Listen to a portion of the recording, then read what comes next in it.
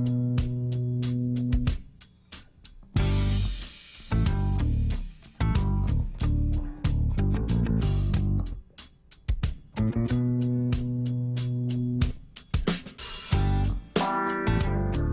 yeah. And there we go, folks. Welcome back to you. Good to see you on a beautiful Tuesday afternoon. How you doing?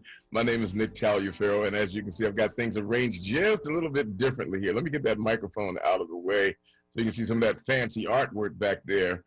Glad to have you with us once again for another exciting episode of As the Nick Turns, which is close to evening words here on WURD. We'll be with you all the way up until 7 o'clock.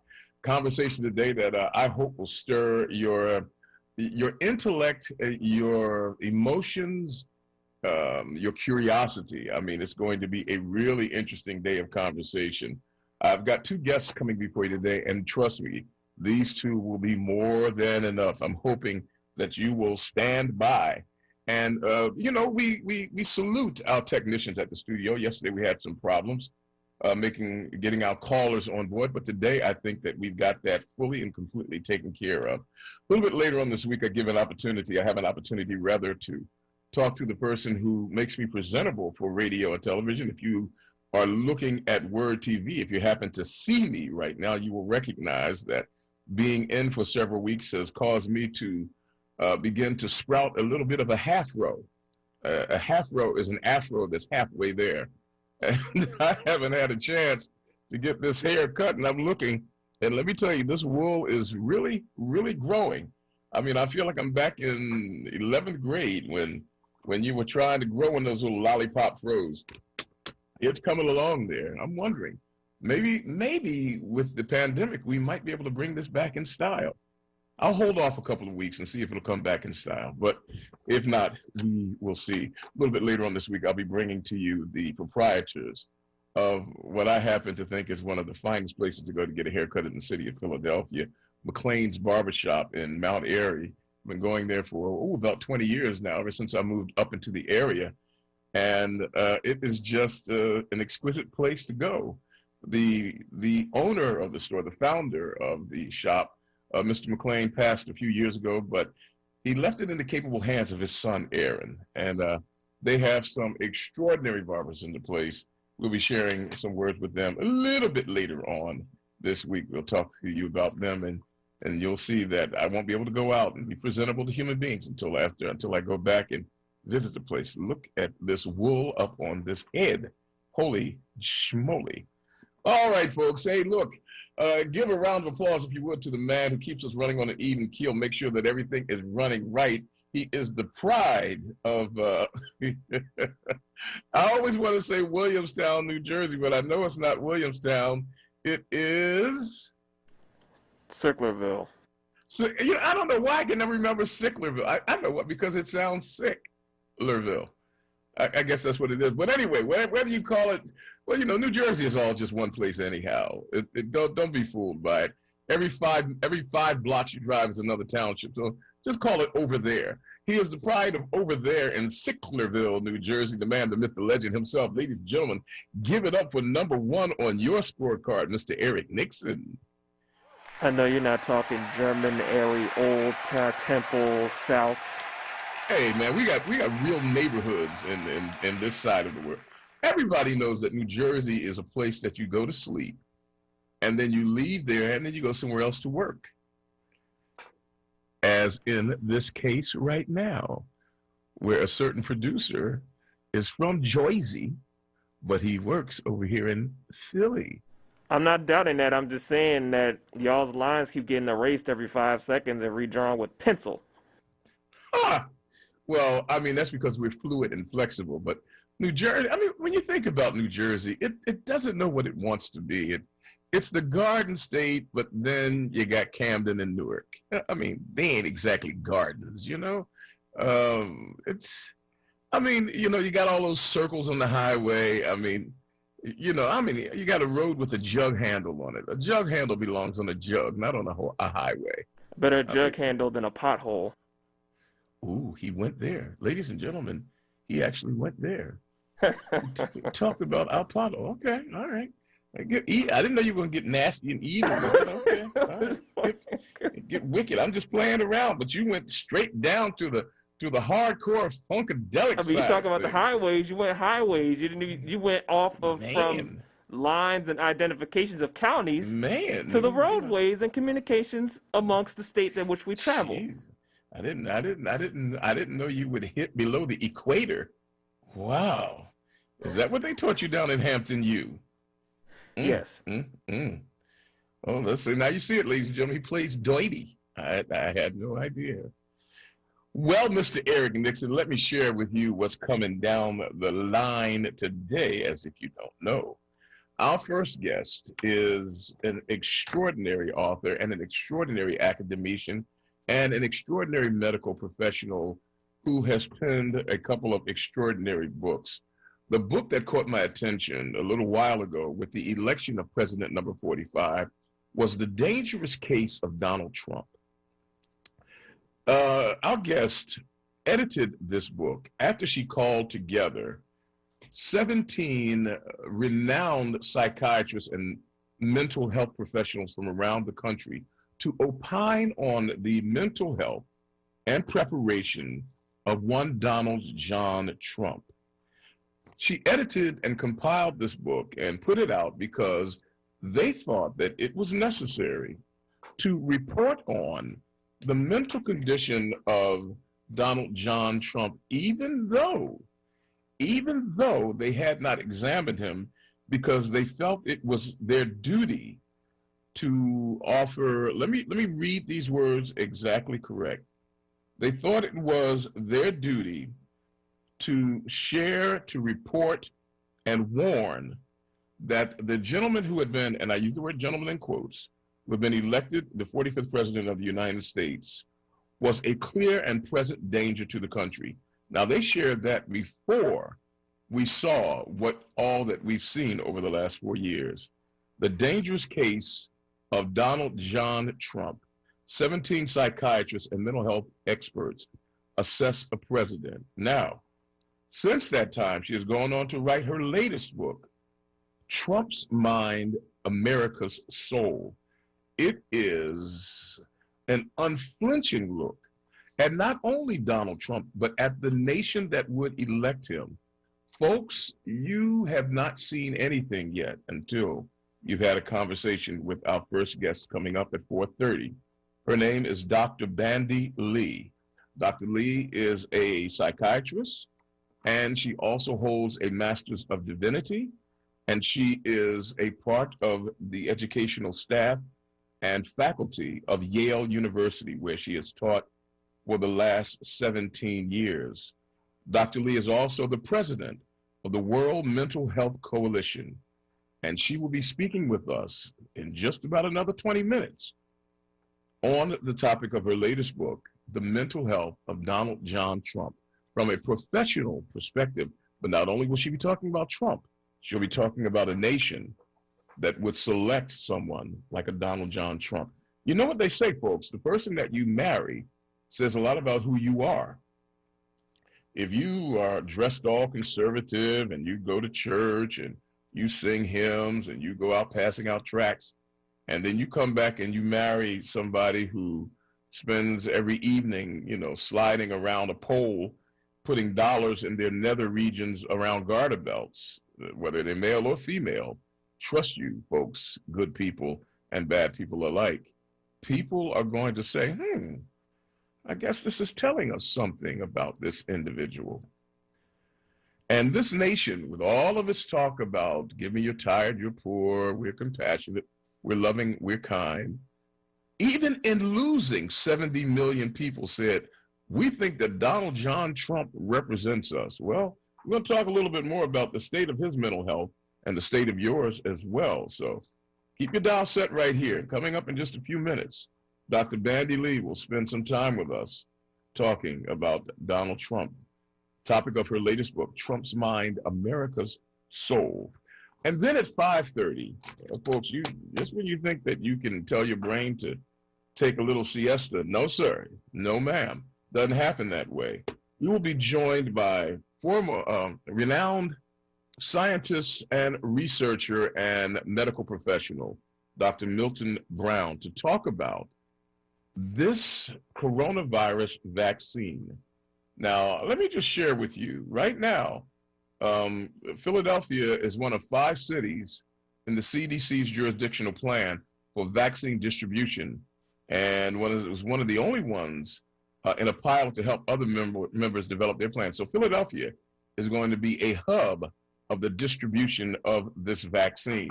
Yesterday, we took a straw poll, as we call it here, a telephone poll, on whether or not you'd be willing to take this vaccine. Now, I said I'd be standing right in front of the line. I think only one other person joined me in saying that they would take the vaccine. My erstwhile and brave and sagacious and wise producer said that he would not take the vaccine. Am I reading that one right, Eric? Did you not say that you would not take the vaccine? I did. He said that. He boldly stated. Well, coming up in the 5:30 section of our show, Dr. Milton Brown Jr., and let me just read off his credentials so that you know that we're not talking about somebody who doesn't know their way around pharmacology and science. Dr. Milton Brown Jr. is the director of the Drug Discovery Program at Georgetown University. He holds a PhD in synthetic chemistry, a medical doctor's degree, an MD, from the University of Virginia, and he holds professorships in oncology, neuroscience, pharmacology, physiology, biochemistry, molecular and cellular biology. He has personally issued 16 patents for the novel composition of pharmaceuticals for the treatment of a variety of human diseases, ranging from cancer to drug addiction. That is who your guest is at 5:30. He has something to say about this vaccine that may change your mind or may change mine. You won't know until you hear him, but trust me, he travels the world talking about this kind of stuff. We are pleased and we are proud, and we consider ourselves very fortunate to have Mr. Milton Brown, Dr. Milton Brown, joining us at 5:30, and we're going to dig deep into this vaccine thing. So if I were you folks, I would get myself some crazy glue and smear it on my gluteus maximus and put it down in a chair and make sure that I did not move. Now, tomorrow on our program, we're going to be talking about a couple of things international.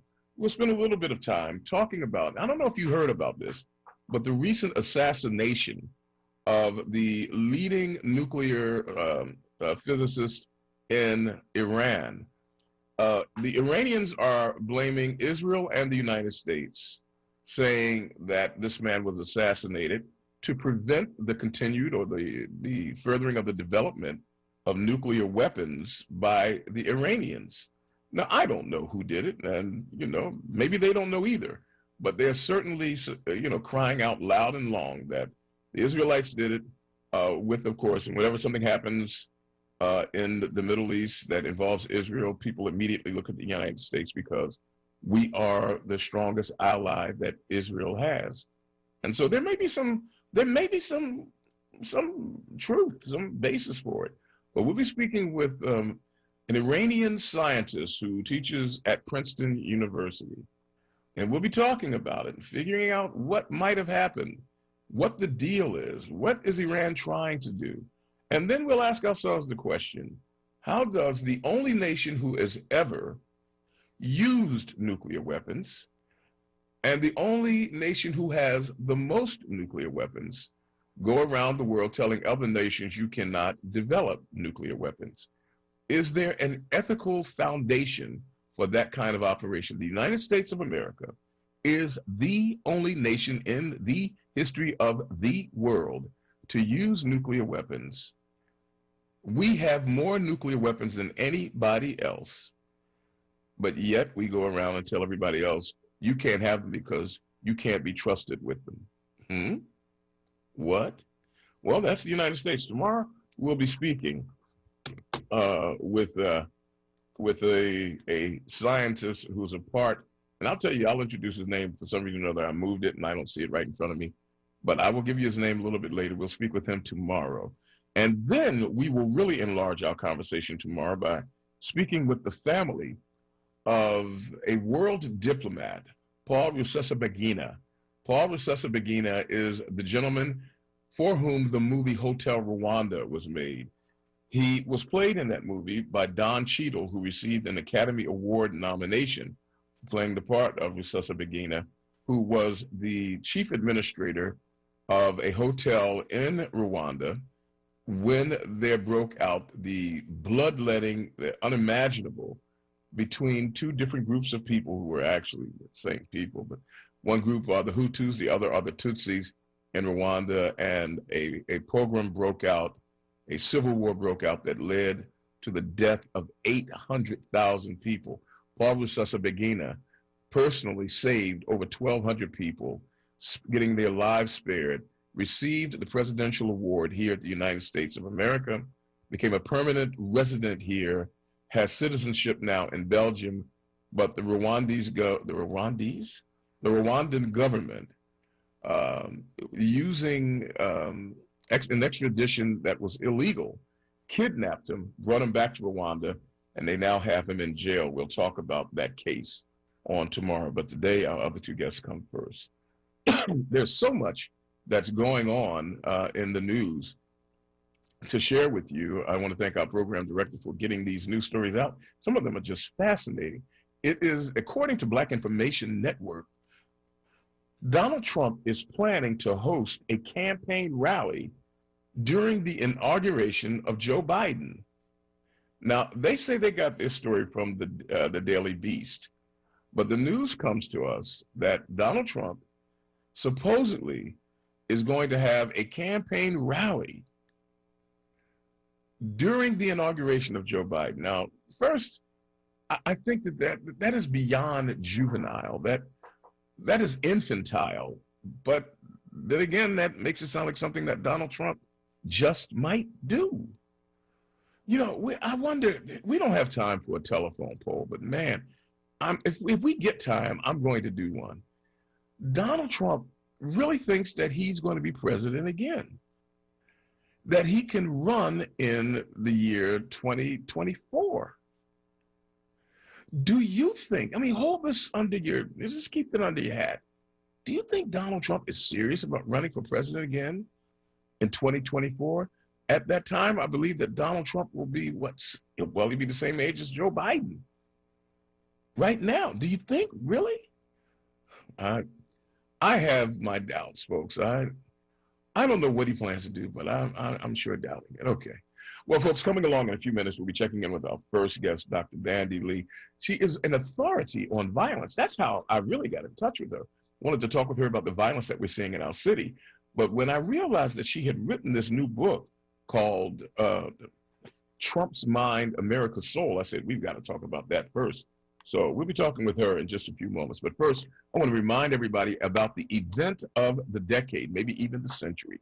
Coming along in just a few days, this Friday, December the 4th, a virtual empowerment experience at 1 o'clock will honor the man himself, Mr. Cody Anderson. I am proud and pleased to call Cody a friend and to have worked under his administration when I joined him at WHAT in the mid-1990s.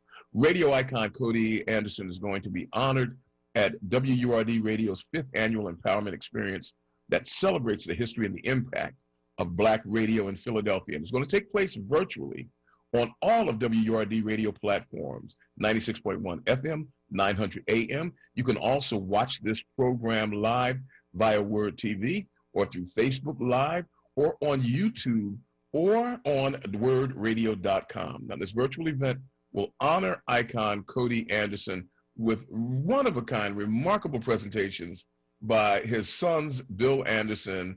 I'm hoping that Kyle will show up too. Kenny Gamble, Iyanla Van Zandt, and more. I think I'm a part of that more. I'll be a part of a Legends panel, along with longtime radio hosts from way back in the day, Deborah Anderson. Deborah and I will be together on air again for the first time in years. And also Deanna, if Deanna knew that just like that, her name slipped me, she would shoot me. Deanna will be along as well. Deanna Williams, whew, thank you so much. This virtual experience will begin at 1 o'clock on Friday, and it'll feature a virtual roundtable of WRD host along with Cody Anderson with music and poetry, reflections, and more. And this event is absolutely free, but you've got to register.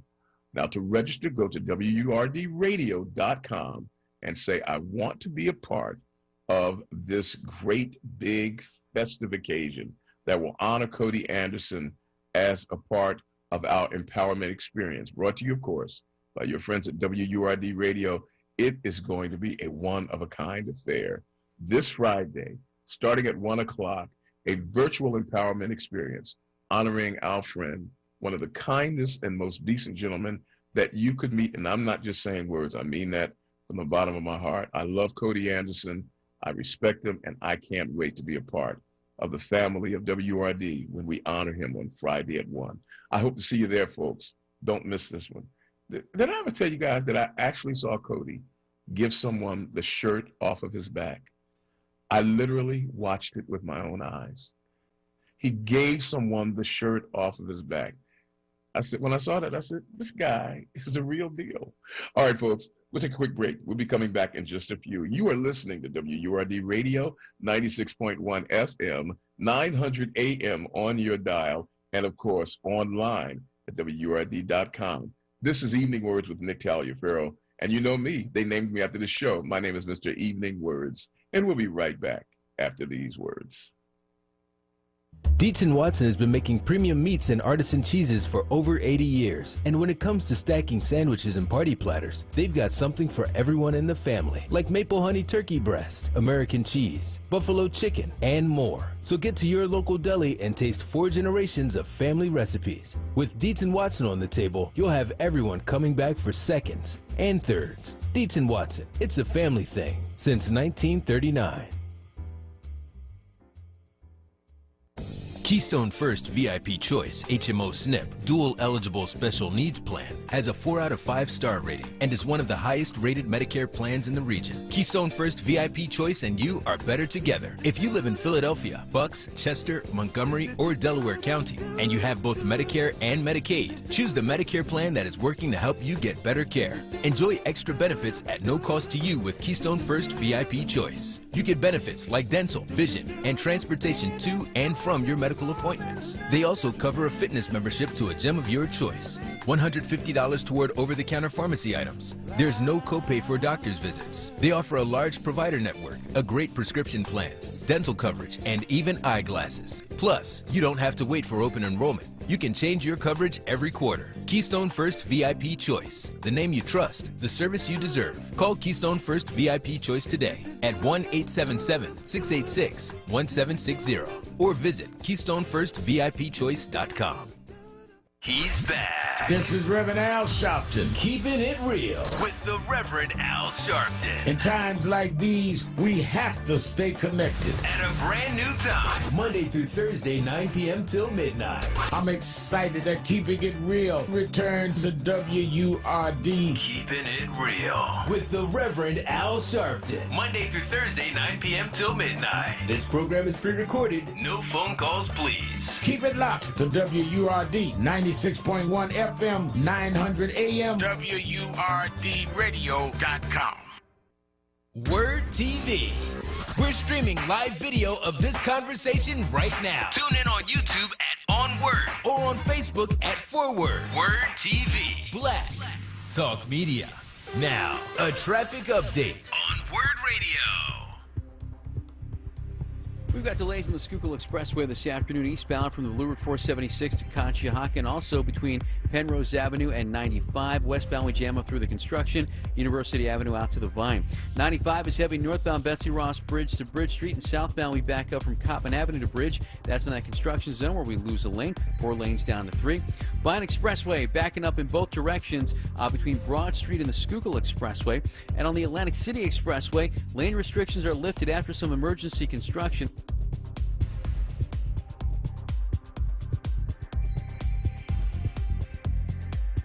WURD TV.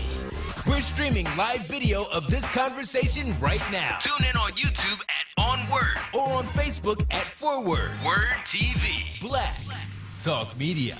You're listening to Evening Words, Hosted by Nick Taliaferro. exclusively on WURD Radio, 96.1 FM and 900 AM WURD. Hey, folks, welcome back to you. Glad that you can be with us this Tuesday afternoon. It's getting a little bit cool out there, but that's what's supposed to happen in December. No surprises there, but we hope that you find a way to keep yourself warm and comfy. We're going to have a great program for you today, and we hope that you can join us at the appropriate time when we have our conversation with both of our gold star guests who will join us today. Dr. Milton Brown at 5:30 in just a few moments. We'll be speaking with Dr. Bandy Lee. Word just reached me that Mitch McConnell, and Mitch McConnell is not the devil, but if the devil has a cousin, Mitch McConnell he's like the Grinch that stole Christmas. He recently rejected a $900 billion nonpartisan coronavirus stimulus plan, a stalemate that's been going on for months now. They can't seem to get themselves together. He wanted a plan that was about half that much, and he rejected a bipartisan plan. Now, I want to be clear about it. We might be moving back to the area where our politicians, our elected officials, actually recognize that it doesn't matter what party they're from, but they are sent to Washington, D.C. to work on behalf of all the people for the welfare and benefit of all the people. And Mitch McConnell is just so dipped into the Kool-Aid of Republican conservative thinking that he doesn't want to work with anybody except his own. And there are no ideas that are right except his own. He just is not a person who finds compromise to be a desirable state of existence. House Speaker Nancy Pelosi, who is Democratic, of course, has been trying to come up with something that Republicans could sign off on. And in this case, it appears that worked out because this bill was bipartisan, but Mitch McConnell, who is the leader of the Senate, has decided that he's not going to do it. So that stalemate is right where it has always been. The House says something, and then the Senate, which is ruled by the Republican Party, says, ain't going to happen. I'm hoping that some of us would come to realize that elections have consequences, and that as such, we've got to be a little bit more mindful as to who we will put in in positions of authority. This is just really sad, really, really, really sad. Okay, the temptation to launch this telephone poll. I know we can't do it, but the temptation to launch it is just giving me an itchy trigger finger, because Donald Trump supposedly, during the time when the rest of the world will be participating in and watching the inauguration of President Biden, Donald Trump is talking about having a campaign for his candidacy that would be 4 years away. Anybody who sees that and doesn't recognize the outsized level of ego that is required to do something like that, the downright narcissism, the self-absorption, I don't know what to say to you. I don't know what to say to you. Hopefully, you'll be able to make better sense out of your own thinking. If you would support something like that, you'll be able to make better sense out of your own thinking when our guest comes your way in just a few moments. We'll be talking not only about the state of mind of Donald Trump, but we'll be talking about the state of the soul of the United States of America. How could a country like ours select a person like Donald Trump? He is what he is. Anybody who knew him should not have been shocked at what he did. But the shocking thing is how many Americans seem to think that the way he acts, and that what he does, and the way he thinks, and the way he talks is commendable, laudable, and a good idea. That's the part that's getting me. We're holding now for our first guest. She should be along shortly. And when she comes along, we'll be talking about the almost unthinkable appointment of a man of the character and personality of one Donald John Trump. And with that being said, folks, perhaps I should introduce my first guest. I'm really honored to have her. She's a medical doctor and a forensic psychiatrist and an expert on violence. That's what got me to her in the first place. I found out that she had been a student of one of my favorite authors, Dr. James Gilligan, and that she was an expert in violence. And I said, I've got to have her to come on and to talk about what we're seeing in the city of Philadelphia. But then I saw the book that she had just written and realized that she had edited the book, The Dangerous Case of Donald Trump. And now her new book, Trump's Mind and America's Soul, came before me. And I said, wait a minute, we'll hold off on the violence and let's get her to opine and discuss her latest work. She is the president of the World Mental Health Coalition, a Harvard and Yale trained scholar where she teaches at Yale now for the last 17 years in the Law and Psychiatry Division. Please make welcome Dr. Bandy Lee. Dr. Lee, thank you for joining us and welcome to WURD Radio. Thank you so much for having me. It's an honor to be here. The honor is completely ours. Let me share with you first, before we go one step further, one of my favorite people and one of my favorite authors, Dr. James Gilligan, speaks so very highly of you, and I'm so grateful that you accepted our invitation because of the fact that we both share an interest and a reverence for his work. Thank you so much for that. Yes, well, thank you. I was delighted to hear that my role model and mentor is a favorite of yours as well. It's a privilege. I had to tell you, when I ordered your book immediately, I didn't want to wait for it, and so I got the Kindle version and immediately began to consume it because it was such a brave thing that you did early on when you edited the book, after calling together 17 psychiatrists and mental health professionals to talk about the state of health of Donald Trump. Typically, mental health professionals will not opine on the condition of a person without researching him. But for some reason, you and your colleagues thought that it was necessary to look at and then report and warn about Donald Trump. What led to that, Dr. Lee? Yes, actually, many have called me a whistleblower, but that is actually for two reasons.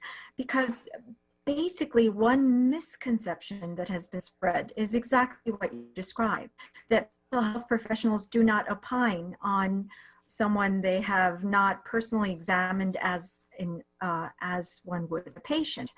But I know very well that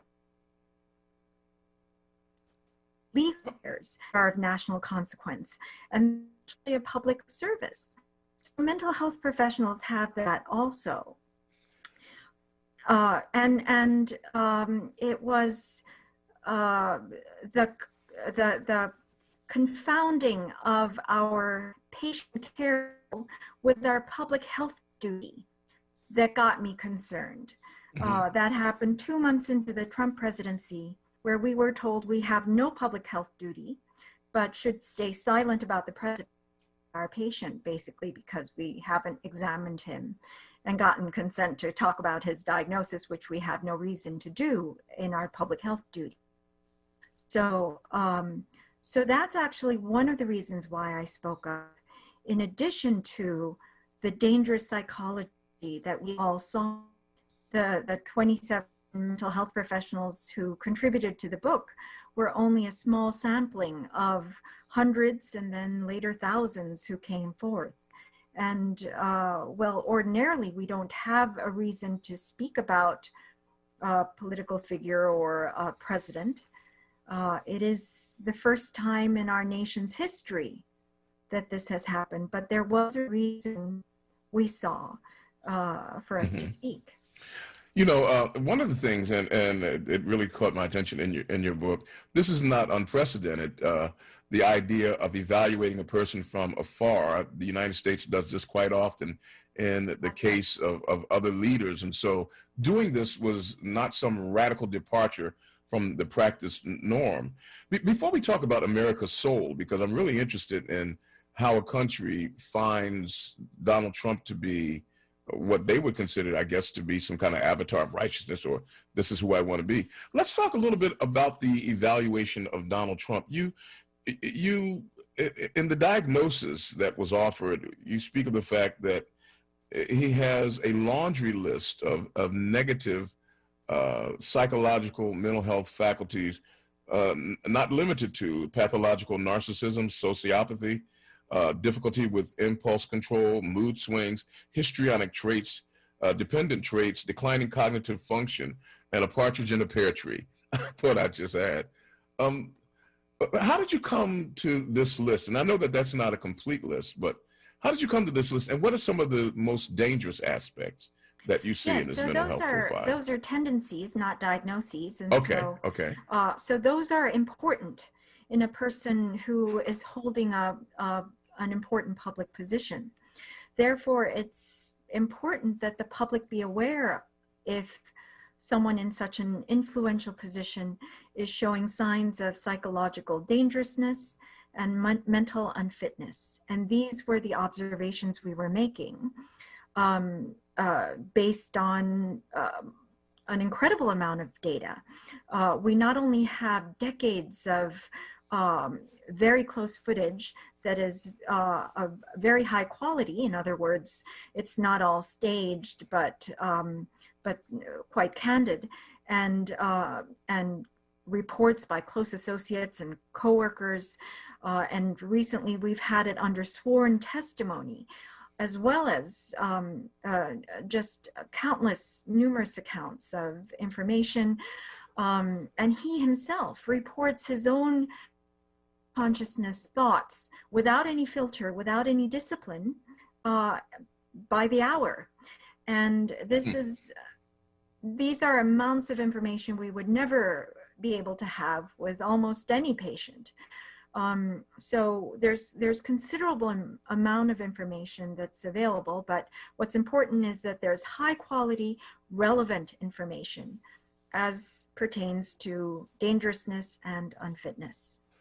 You, in the book, you revealed the fact that you may not have known him personally, but you were aware of and had interactions of some degree with Donald Trump as a New Yorker earlier on, when he tried to foist his way into another field of operation, and that you knew some women who had encountered him in unflattering ways. Can you flesh that out a little bit for us? Yes, I just have a couple acquaintances who have had direct interactions with him, and they showed a pattern of extraordinary disrespect, gratuitous put downs of strangers that he had never met before and had no reason to be so gratuitously mean and cruel against.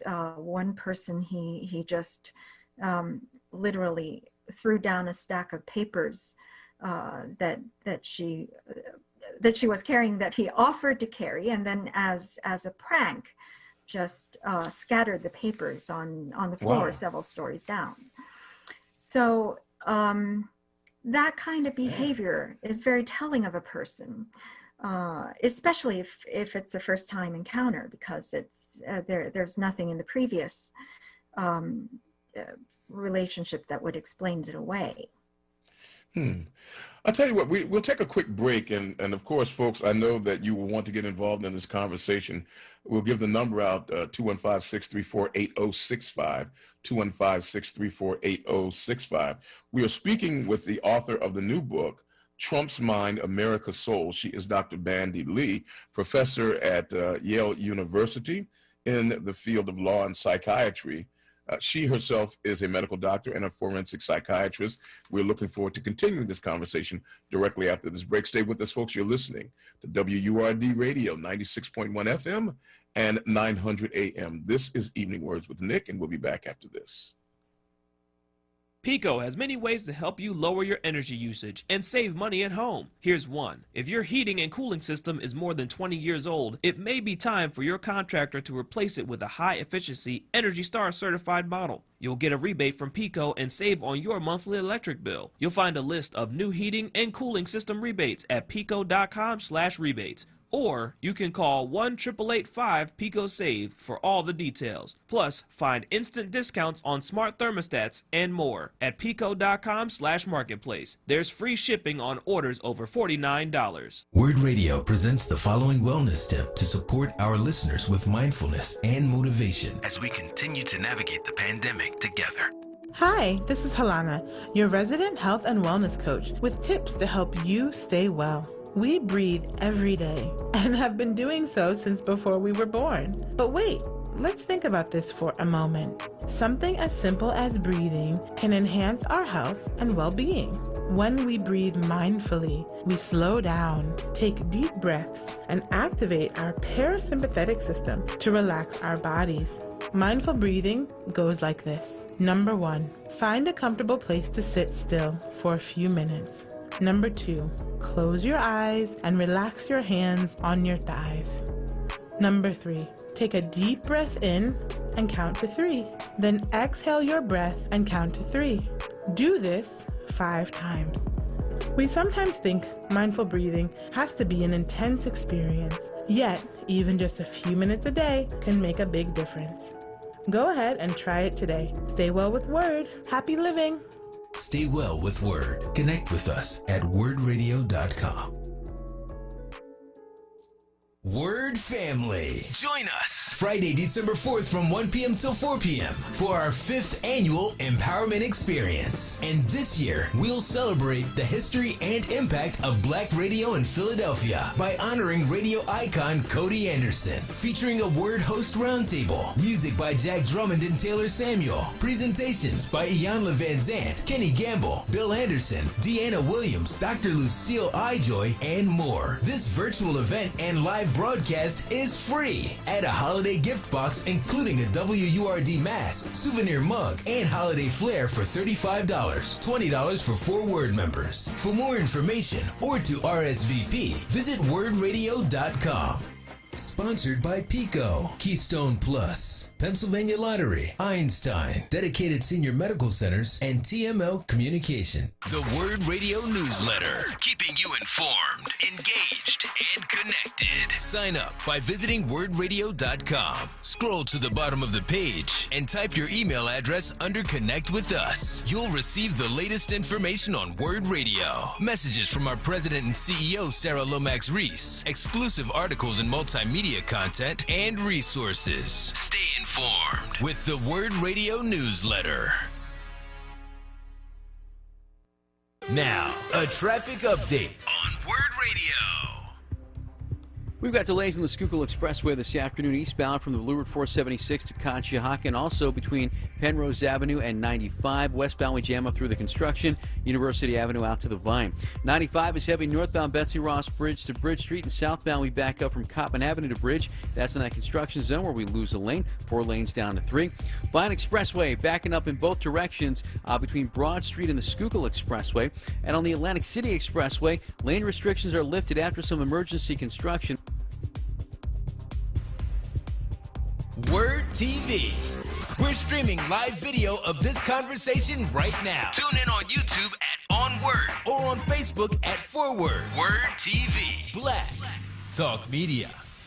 You're listening to Evening Words, hosted by Nick Taliaferro, exclusively on WURD Radio, 96.1 FM and 900 AM WURD.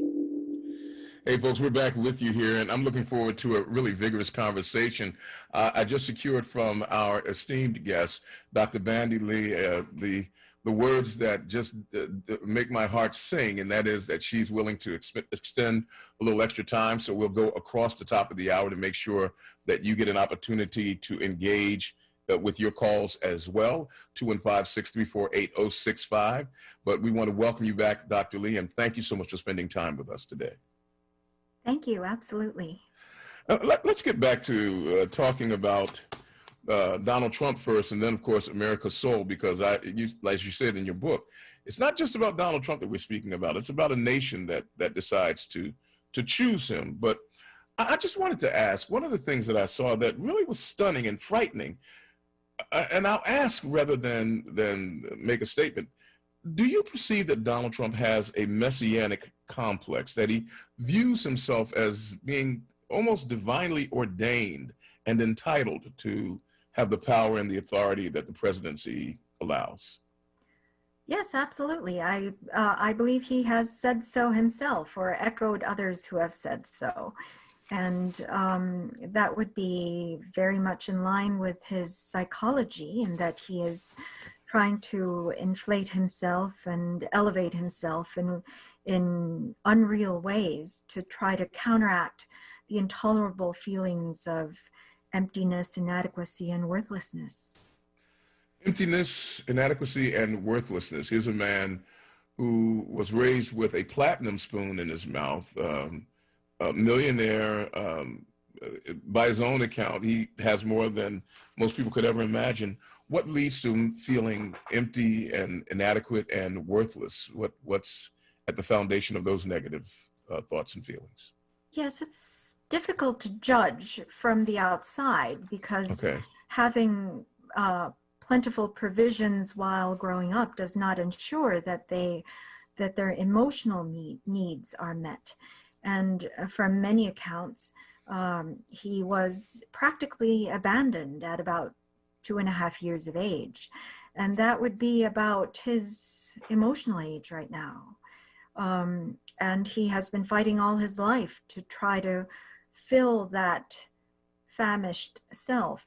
But of course, it can never come about through external means, no matter he could be the most powerful man in the world. And we see that he's constantly uncomfortable with himself and needs more and asks for more, needs ironclad loyalty from everybody, has to test his followers, essentially put their lives at risk to prove to himself that he has their approval and is worthy. I hear those words, and I think about the fact that this messianic complex, that he has attracted a large number of religious people to his side as supporters. Do you think that they view him also? And I know that that's even further speculation, but do they view him with some kind of messianic aura about him? Well, you can see the psychological collusion that is happening. In other words, he provides them with an overinflated, overcompensating view of a strong person who is powerful and is perhaps even heaven ordained. And people who are seeking that in unhealthy ways will look for a caricaturized version, and therefore be attracted to someone who is projecting himself in this way. Wow. This is well, okay, you're a psychiatrist. Typically, when I'm thinking of a psychiatrist, there's an office, there's a couch, and there's a chair that you might be in, and a conversation begins, and you may ask me about my childhood, you may ask me what brings me into your office, but there's some engagement process. There was no engagement process with Donald Trump. How does one parse out and suss out his mental health issues from afar? What tools do you employ? Yes, actually, we base a lot more on behavior, on external observation of behavior, than on introspective interviews now, and especially the people I treat who are violent offenders. You noted I specialize in that area, and so many are personality disordered and will be the worst interviewees in terms of reporting accurately what is going on with them. So a lot can be said based on external observation, and a lot more can be said about these individuals in interaction with others, or in real life situations where they're making decisions for the country based in real time. So what mental health professionals bring is not so much access to different information. It's the context of understanding human psychology and behavior and how that relates to the situation and behavior that we're seeing.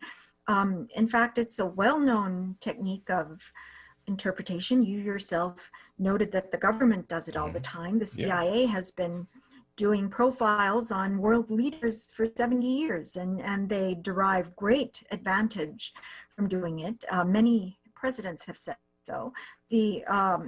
So the fact that we prohibit it for the public is actually a very concerning fact. That technique that is considered so useful in dealing with foreign leaders and in basically influencing them and persuading them or in warning against them would not be allowed for the public to do. And that is the reason why I wrote my profile of a nation which is from Donald Trump to the nation as a whole.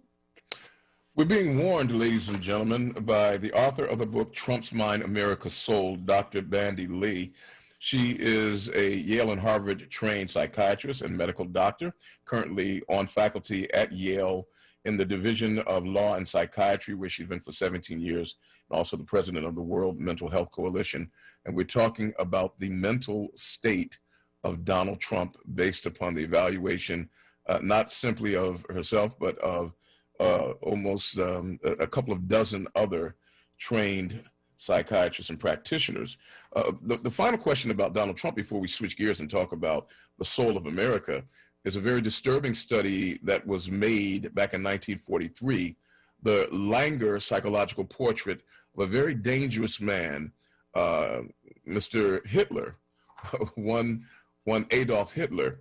And someone took a comparison or made the comparison between that study, the psychological profile of Adolf Hitler, and said that it was disturbingly close to their view of Donald Trump. What are your thoughts on that? Well, many have approached me about that similarity. And for me, it's not a unique similarity because I've been treating violent offenders for a couple decades. And what I have often said is that Donald Trump himself is not unique, but rather what is unique is the circumstance of having such an individual in such an important position of power. I myself have seen perhaps 1,000 individuals with his exact characteristics, but I work in jails and prisons, and they are often confined to jails and prisons. But but there has been a disturbing trend in our society where more and more of them seem to be taking up positions of power, including CEO positions and now the position of president. And so I think it's important to note the common psychological traits of these individuals and not to single out one or another as being a one-time occurrence in history. I believe the name is it Stout? The book, The Psychopath Next Door? What? Martha Stout, yes. Okay, yeah. And I'm remembering that book, and in the book, the frightening aspect of it was that she shares that people with these deep pathologies that can lead to horrendous crimes are nearer to us and more numerous than we think.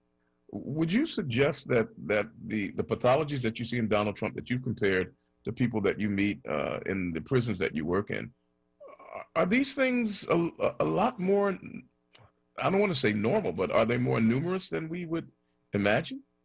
I think the numbers are increasing. In fact, it's thought that there's somewhat of an epidemic of pathological narcissism and sociopathy happening in this country, and we estimate about 5 to 7%, but it could be even higher. But I'd like to focus on the preventive aspects. We know that society has a lot to do with it. In fact, I even say that sociopathy is not so much an individual disorder as a societal disorder. And we see this, we see certain conditions in society producing a lot of these individuals. But I myself have seen, I mean, I've been treating neo-Nazis and white supremacists for 20 years now, and Wow. they never really went away. But as I said, it has become more acceptable in society, and more of them are taking power positions because they tend to be very attracted to power. They seize power not to do good or to be productive, but to try to fulfill this pathology within them. And but of course, it doesn't solve it for them. They just become very destructive and produce the very conditions that generate more such individuals in society. And so that's a very concerning cycle. We'll take your calls on the other side of the hour, 215-634-8065. When we come back, we'll talk about the soul of America and how it is that America becomes so invested in personalities and types like Donald Trump, as is being shared by our guest, Dr. Bandy Lee. I share now a quote from page 136, where it says that our nation is sick and on a suicidal path is now no longer deniable. We'll expand upon that thought when we come back with our guest, Dr. Bandy Lee, and with you right here at WURD Radio 96.1, 900 AM. We'll be back after this. Step by Step Home Care Professionals is one of Philadelphia's fastest growing Black-owned home care employers, and they are hiring. If you are a caring, nurturing, and compassionate person who enjoys helping people in need, Step by Step Home Care Professionals is looking to hire you. Go to sbshome.care to complete an employment application. That's sbshome.care, or call 610-321-3108 for more information and ask for Monet. Step by Step Home Care Professionals is hiring today.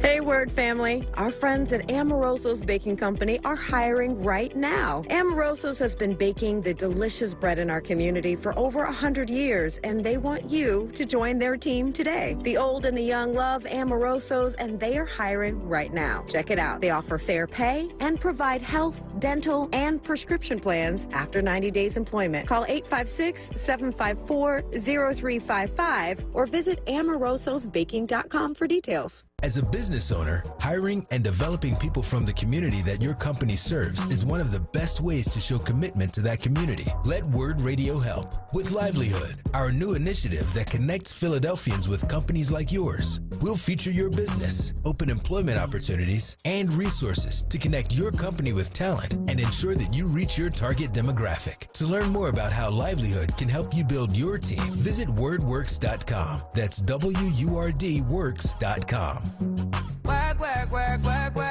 Livelihood is supported by the Nightland Fest's Local News Transformation Fund, Borealis Philanthropies Racial Equity and Journalism Fund, and the Solutions Journalism Network. This is WURD Radio, 96.1 FM and 900 AM WURD Philadelphia. Black Talk Media. WURD TV. We're streaming live video of this conversation right now. Tune in on YouTube at onWURD or on Facebook at ForWord. WURD TV. Black Talk Media. You're listening to Evening Words, hosted by Nick Taliaferro, exclusively on WURD Radio, 96.1 FM and 900 AM WURD. Yeah, but I'm 100 years old. No, I'm only kidding. No, you seem of similar age as I am. Oh, man, look, a few weeks ago, I turned 60.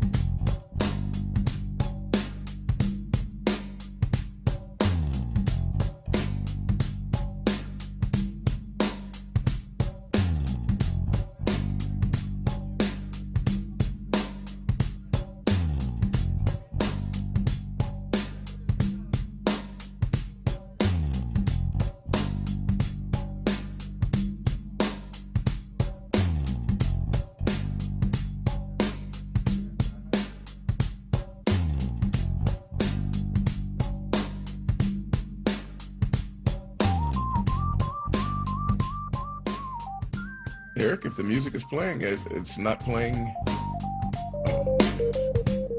There we go. Ladies and gentlemen, welcome back to you here. The time is now 2.5 minutes after the hour of 5 o'clock. You're listening strong to WURD in America's favorite city, Philadelphia, PA. I'm Nick Taliaferro on the program is Evening Words. Joining me today is our guest, Dr. Bandy Lee.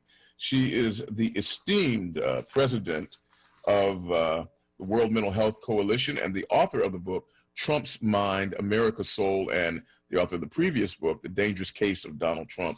We spent a little bit of time, or quite a bit of time actually, talking about the mental state of Donald Trump. And now we shift gears to talk about the American zeitgeist, the mindset of a nation that chooses a leader like Donald Trump. And I closed our last segment with the quote that our nation is sick and on a suicidal path is now no longer deniable. This statement begins the chapter, America Sick and Suicidal, or the evaluation on America, on this nation that chooses Donald Trump. On a thumbnail sketch, Dr. Lee, what is making America sick, or what is exhibiting the sickness that we have? First of all, let me just explain that as a psychiatrist, I make such statements to emphasize the fact that we can fix things, and that the first step to fixing things is to acknowledge the problem. It's not an inevitable situation. So the reason why I spoke about our collective suicidality is, first of all, very obviously, our response to the coronavirus pandemic.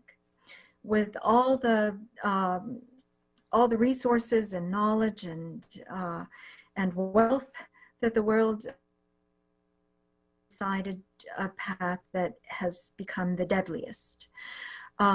With all the science that is available and all the warnings that have been given, we still have not addressed the issue of climate change, that is soon to be a climate catastrophe if not dealt with in the next few years.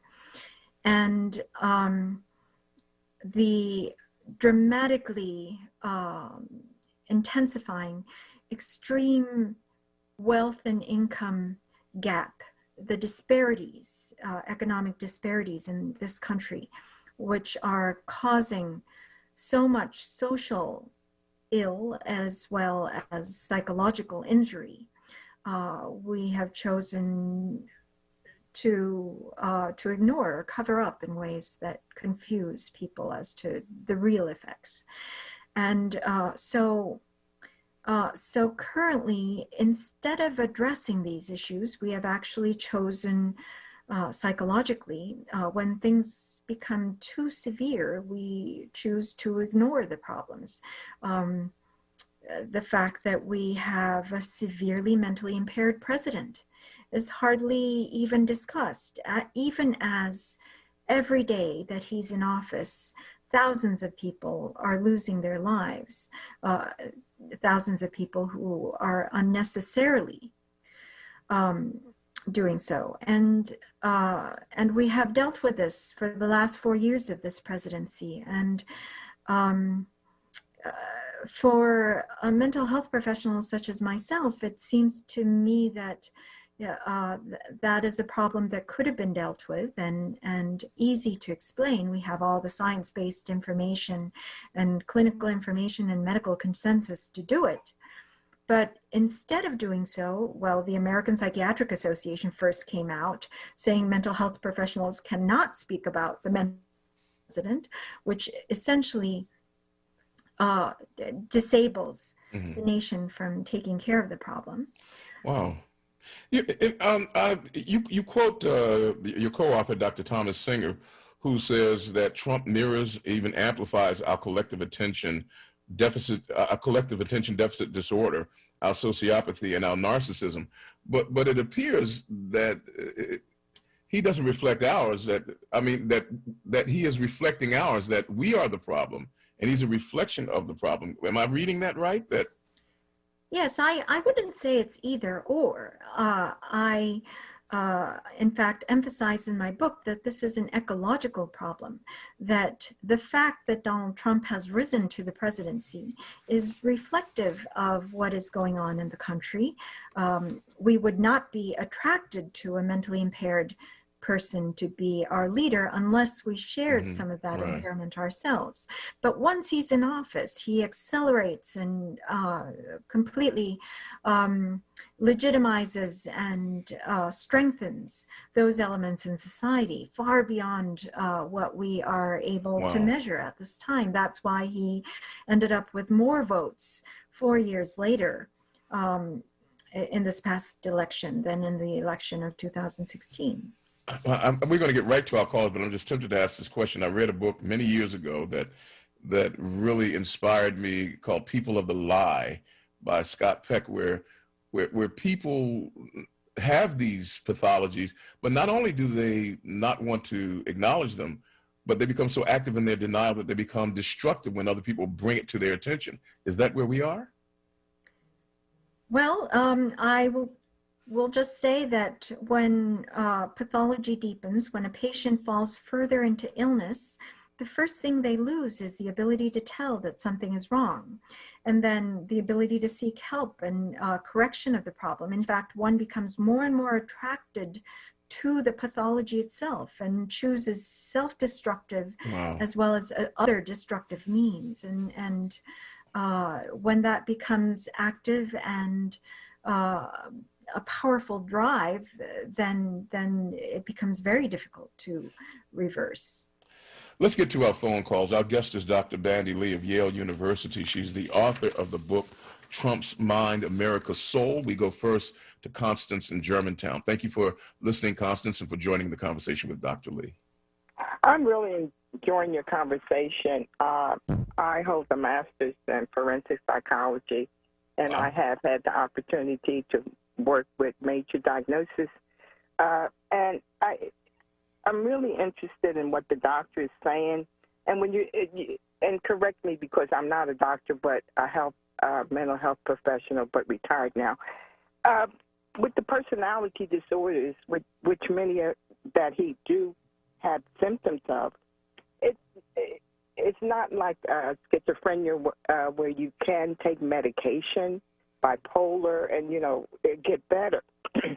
And I don't understand the nation waiting, he's going to be different. He can't be different without help. And as I said, doctor, correct me, if I'm wrong. Have you, do you know Judith Herman, who wrote Trauma and Recovery? Yes, actually, she's a co-author in the book I edited in 2017. In fact, we wrote the first chapter together. Okay. Trauma and Recovery was a required reading in graduate school with me. That's how I'm familiar with her. I have her book at home. And I just don't understand, like you're saying, with the country, more votes, it's like we headed towards it's been a puzzle to me about our country. Where are we headed with a leader like this and the votes that he received? Yeah. Even in losing 70 million is a considerable number of people. Exactly. And with the prisons, I was on State Road every week. We had clients in every prison on State Road. Yeah. For Dr. Lee, if you're not aware, State Road is it is the location of the Philadelphia prison complex. There are 5 prisons along that. They're actually jails, but we used to have as many as 9,500 people housed in the 5 prisons along there. Yeah. My question to the doctor is, what treatment with the personality disorders? What treatment? It's no medication. What do you do? Thank you so much for that call, Constance, and thanks for listening. To answer your question, that's an excellent question.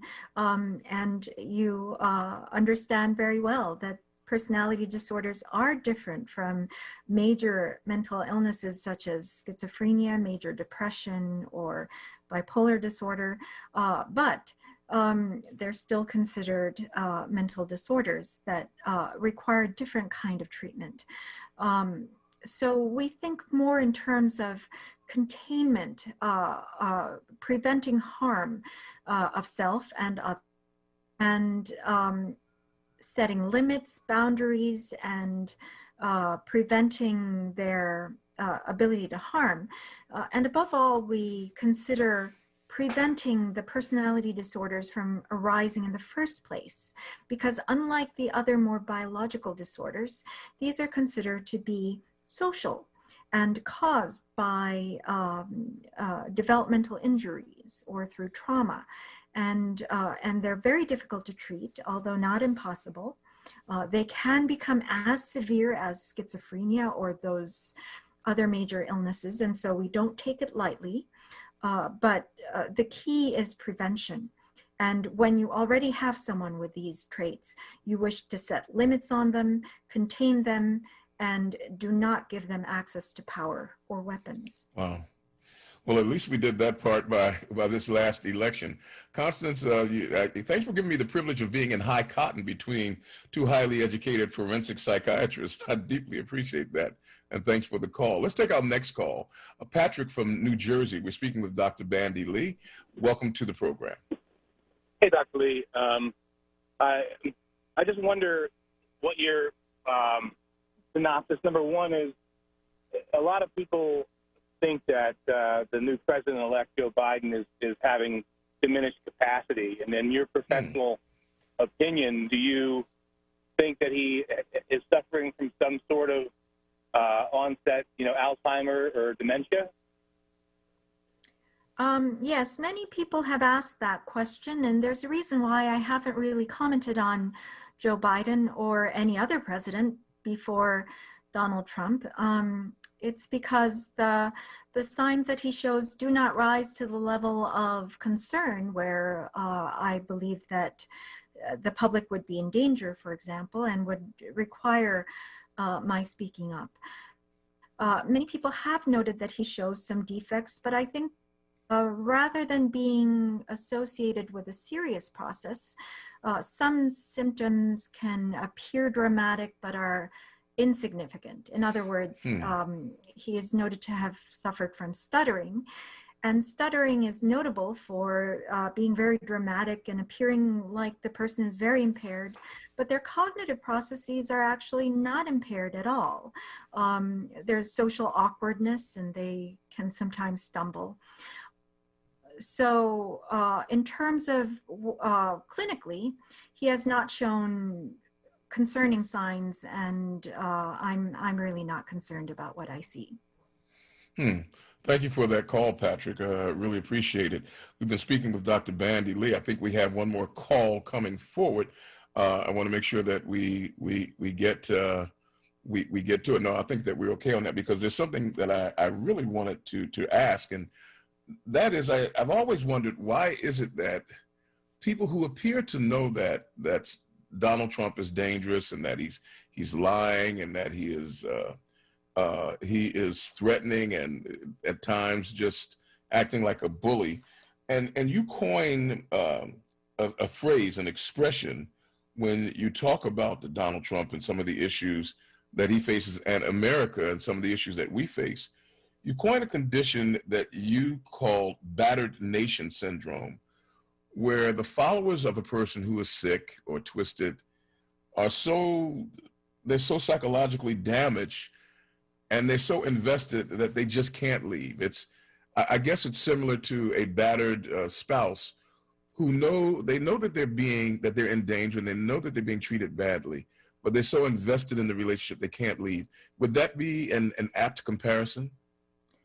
Yes, that's one of the reasons why I have it in there, that over time, having someone with severe mental pathology in an influential position, having power over the nation, will over time skew people's ability to make objective judgments. And so before the battered nation syndrome, I mentioned about the symbiosis that he exhibits with people who have similar characteristics as he. So those who have similar symptoms are actually quite delighted to see someone like him in power, and so would wish not to see his traits as a problem. But even those who do not share his traits will acquiesce because of exactly what you mentioned, what I term a battered nation syndrome, in that they feel intimidated, they are confused, they also do not wish to consider that someone in such a powerful position could be as destructive as he is.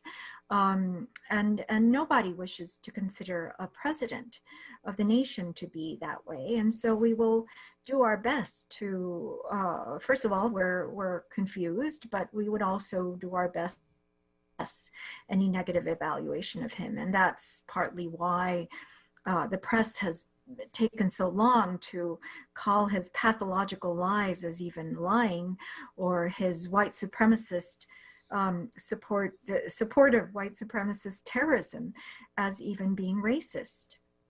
Wow. Final question, Dr. Lee, and you've been more than kind with your time. Okay, we have a new president-elect. It appears that Donald Trump will leave the White House either by his own volition or assisted by the Secret Service, one way or another. On January the 20th, he'll be making an expedited exodus. But we've got 70 million Americans that, at least it appears that way, who share, as you said, symbiotically with some of his pathologies. They have some of these issues, and they're not going away. How do we fix that aspect of our own soul and psyche as a nation? What's the prognosis for us righting the ship so that we don't choose another Donald Trump in the future? Yes, so I try to emphasize in the book that this is really our choice, and that's my reason for writing this book so urgently, which I did for this period, and the purpose is to try to recover our soul. I outlined 3 steps for doing that, and first of all is removal of the offending agent. The bum out, she said. Yes, the immediate pathogen is what we try to remove in medical terms. And so his simple removal will bring us back to a baseline state far more than seems even possible at this time. So we're seeing things at the worst situation before the end of his presidency, and still there are enough days left where quite a bit of damage can be done, but we can see more reverse than we can imagine at this time, and that's partly because the emotional pressure to follow him and to imitate him will be lifted. And secondly, we need to deal with the cognitive conditioning that comes from the propaganda, the spread of conspiracy theories, and what I call cultic programming. We have, in a sense, a programming that is done by the mass media that would amount to development of a cult. There are media sources that try to insulate people psychologically from accessing real news, calling it fake news, or the liberal media, or not to believe in science, calling it elite or biased. So these insulate people from outside information. That's what cults do. And then they indoctrinate with their own version of the truth, which is always different from reality. And then thirdly, I speak about fixing the socioeconomic conditions that brought about this psychological vulnerability in the first place. And that has to do with what I have coined structural violence. Structural violence refers to disparities in economic disparity, racial disparity, sexual disparity, these kinds of things have far greater effect than we generally think about, but now it's quite measurable, and it's appropriately called violence because it causes more than 10 times the number of 10 times excess deaths than all the behavioral violence combined. That is suicide, homicide, and collective violence all combined. Would still be less than 1/10 of the deaths that are caused through structural violence.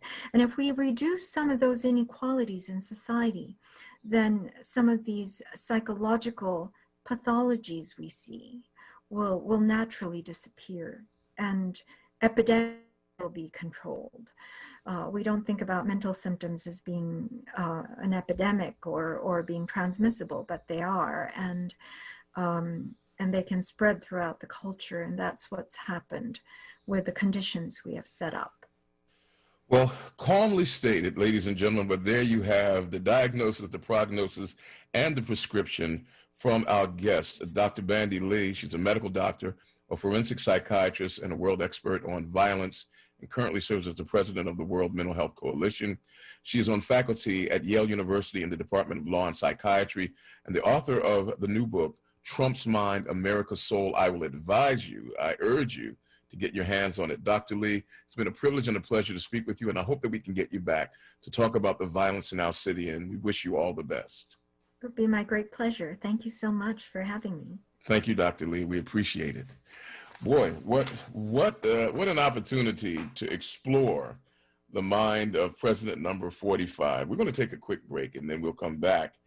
And we're going to talk a little bit about this vaccine. It is coming to a Philadelphia near you, the coronavirus vaccine. The question is, should you roll up your sleeve? Joining us in just a few moments, we'll be speaking with a renowned researcher, scientist, and pharmacologist, Dr. Milton Brown Jr., about this vaccine. Stay with us. You're listening to WURD, AM 900, 96.1 FM. We'll return after this. Just one more step. You got it. You're doing great. This is the sound of a nationally ranked top rehabilitation hospital, home to the largest collection of robotics in the United States, where we continually exceed patient expectations, because no injury is too severe or too minor for our care. There you go. This is the sound of success. Moss Rehab. Challenge accepted. Always Best Care is a great place to work. Flexibility, leadership, purpose, great benefits. There's never a dull moment. Diversity, inclusion, compasión. We love our jobs. If you're looking for a great place to work, you can join our compassionate Team Green. You can apply online at teamgreenabc.com or call 267-909-9248. Teamwork makes the dream work.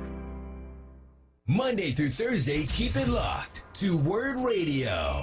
At 6 a.m., start your day with the Power Hour, hosted by Bishop Dwayne Royster and Reverend Mark Kelly Tyler. At 7, it's Wake Up with WURD with Solomon Jones. At 10 a.m., it's Reality Check with Charles Ellison. Then at 1 p.m., it's The Source, hosted by Andrea Lawful Sanders on Mondays, Tuesdays, and Thursdays, and the Black Women's Leadership Council on Wednesdays. At 4 p.m., it's Evening Words with Nick Taliaferro. Then at 7, it's Save Space with Sincerely Sarita. At 9 p.m., round up your day with Keeping It Real with the Reverend Al Sharpton. Keep your dial locked to WURD Radio, 96.1 FM and 900 AM WURD. Streaming live on WURDradio.com and the WURD Radio app. Or watch live on WURD TV via Facebook and YouTube. WURD Radio.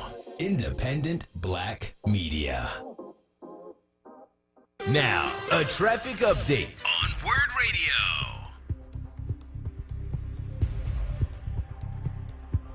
Watch for a crash in Mount Airy tonight. It's on Stanton Avenue between Gresham Valley Drive, actually right at Gresham Valley Drive. Police on the scene directing traffic around there.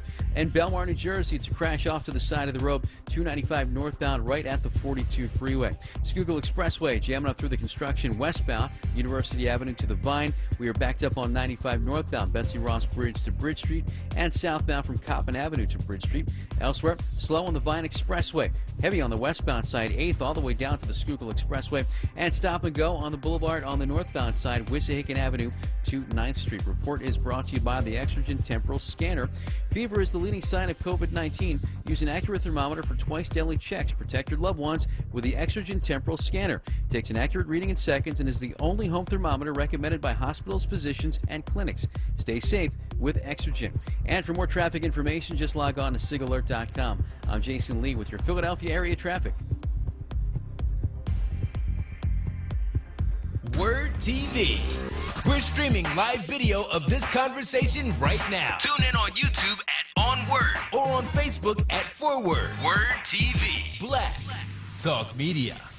You're listening to Evening Words, hosted by Nick Taliaferro, exclusively on WURD Radio, 96.1 FM and 900 AM WURD. Welcome back to you, ladies and gentlemen. 29 minutes after the hour of 5 o'clock in America's favorite city. You're listening strong to WURD AM 900, 96.1 FM. I'm Nick Taliaferro, glad to make your acquaintance. Every once in a while, I get to punch above my weight class and talk to people who are way ahead of me in the considerations of our conversation. And today is that kind of day. Yesterday, we spoke about the vaccine, the coronavirus vaccine. And the fact that it is coming to Philadelphia and that Philadelphia will be a hub should concern you. And we ask you whether or not you would be willing to participate in the taking of that vaccine. Well, to help you to come to your own conclusions and to think about it is a gentleman who will steer us into this conversation with a considerable background. He is a medical doctor and also holds a PhD in synthetic chemistry. He holds professorships in oncology, neuroscience, pharmacology, physiology, biochemistry, molecular and cellular biology, and has issued 16 patents for the novel composition of pharmaceuticals for the treatment of human diseases, ranging from cancer to drug addiction. Please make welcome our guest and my friend, Dr. Milton Brown. Dr. Brown, it is such a pleasure to have you on, and thank you for taking the time to join us. Nick, very nice to be here with you, sir, and thank you so much for what you do for the community, for bringing truth and bringing information that's needed to the community. You're a soldier, and we really appreciate you. Thank you so much. Oh man, the privilege is mine, and I'm so grateful to hear you say it, because ladies and gentlemen, I hound and chase Dr. Brown like a 16-year-old schoolboy trying to get a first date to the prom. So Dr. Brown, you have been more than kind to allow me to continue to just keep after you, and for you to spend this time is just a privilege for us. Let's get right at it. You know about vaccines, you know about pharmacology, and it seemed almost overnight to many of us that the announcements were made that we've got not one, but 3 vaccines coming to counteract the onset of what we call COVID-19 or the coronavirus. What are your, first tell us how vaccines are made, and then what your thoughts are on these particular vaccines that are coming. Yeah, so the 2 vaccines that are really new, these are the mRNA vaccines. These are the ones that are made by Pfizer and Moderna. They're made by taking the viral RNA, Nick. Now I'm gonna use some big words, Nick, today, okay, but I'm gonna try to clean it up, okay? I promise. Hey, we're with you. Okay, so the mRNA is a messenger RNA. That's what it stands for. And that messenger RNA that they're harvesting is viral, is the COVID-19 viral messenger RNA. So it comes out of the virus, and it codes for a protein. So it makes, when it goes into a cell, it makes a protein. Okay. And that protein is the spike protein. That protein, we've heard about the spike protein. I did it on your show the last time, where I talked about the spike protein being an important part of the virus to stick into the cell, to allow it to get into the cell. So this mRNA that they have is made to make this viral spike protein, the COVID-19 spike protein. So when they inject this viral mRNA into your arm and it goes into your muscle cell will utilize that viral mRNA and make that viral protein, that viral spike protein. So now the viral spike protein is in your cell, and now your cell puts it outside of the cell and waves it like a flag, and your body recognizes that protein as being foreign, a viral protein. And so it makes an antibody to it. And now that you've made the antibody to it, you can respond to any time you see a COVID-19 spike protein that enters your body will mount an immune response. And so that's how it works. And so these protein, this technology, mRNA, where you inject a person with the viral mRNA and let the body make its own proteins, let the body make the viral protein, and then the body sees it as not being the right kind of protein and making a response to it. This technology has been around a while. People utilize it in cancer research, but you know this process of making this vaccine is unique, and I want people to know that we have never approved. The FDA have never approved any type of vaccine that has been made this way, and so I just wanted people to know that. Now, the second part, after I told you how it works, is to deal with some of the issues of this vaccine. And the first issue I want to deal with is really about the effectiveness of the vaccine. Now, Nick, I got to be truthful here on your show. I'm going to tell the truth. I promised you that. Please, yes. And so when I'm a little concerned, and I'm gonna say this without political leanings or any type of thing, I'm very concerned about the number when they say 94% effective, 95% effective. Yeah. Everyone has heard that, right? Yes. What does it mean, Nick? What does this 94% effectiveness mean? Where did they get that number? I figured it meant that 94 out of 100 people probably wouldn't get sick. So Nick, that's what everybody thought, but that data doesn't mean that. And I'm gonna tell you why. I'm gonna tell you why. So what's been done is they inject you with the vaccine that we just discussed, and you get, because, and I didn't tell you this, but the symptoms, once you get injected with the vaccine, you're gonna get muscle aches because they're injecting it right into your muscle cell in your arm. So you're gonna get muscle aches. They call that myalgias. You're gonna get arthralgia. That's gonna mean your joints are gonna ache a little bit. Yeah. You're gonna get fever, headache, like a flu-like symptom for 3 to 4 days. So they inject you with this vaccine, with this mRNA, and then 3 weeks later, Nick, they're gonna give you another injection. And so you'll go through the same process of muscle aches, arthralgia, feeling bad for 3 to 4 days. And what they did, Nick, was 7 days after that last injection, they unblinded the study. So first of all, the 94% effectiveness number is based on 7 days of data. Huh. So are you saying to me that they don't know what the success rate is after 1 week of evaluation? No, we know that many people lose effectiveness of the antibody protection after 30 to 60, 90 days. That the protection wanes. So why would you say something is 94% effective and not qualified to let the people know? Well, no, they published it on their website, but it's not something that the normal public is going to consume. And so people like myself have read this data, and we say this is spurious. How do you tell me that this vaccine is 94% effective when you haven't challenged anybody with the virus? Now, I know that's unethical. We don't give people a virus that will kill you like COVID-19. But still, what they did was they had 15,000 patients, and they gave them the vaccine shot, and they had 15,000 that they gave the saline or sugar, the placebo. They didn't get anything. They found this is what they reported. They had 90 patients that got the virus, that got the placebo. They had 5 patients that got COVID-19, they got the vaccine. So they're saying, okay, that's the difference between 90 and 5. It's about a 94%, 95% difference, and we're calling that number effective.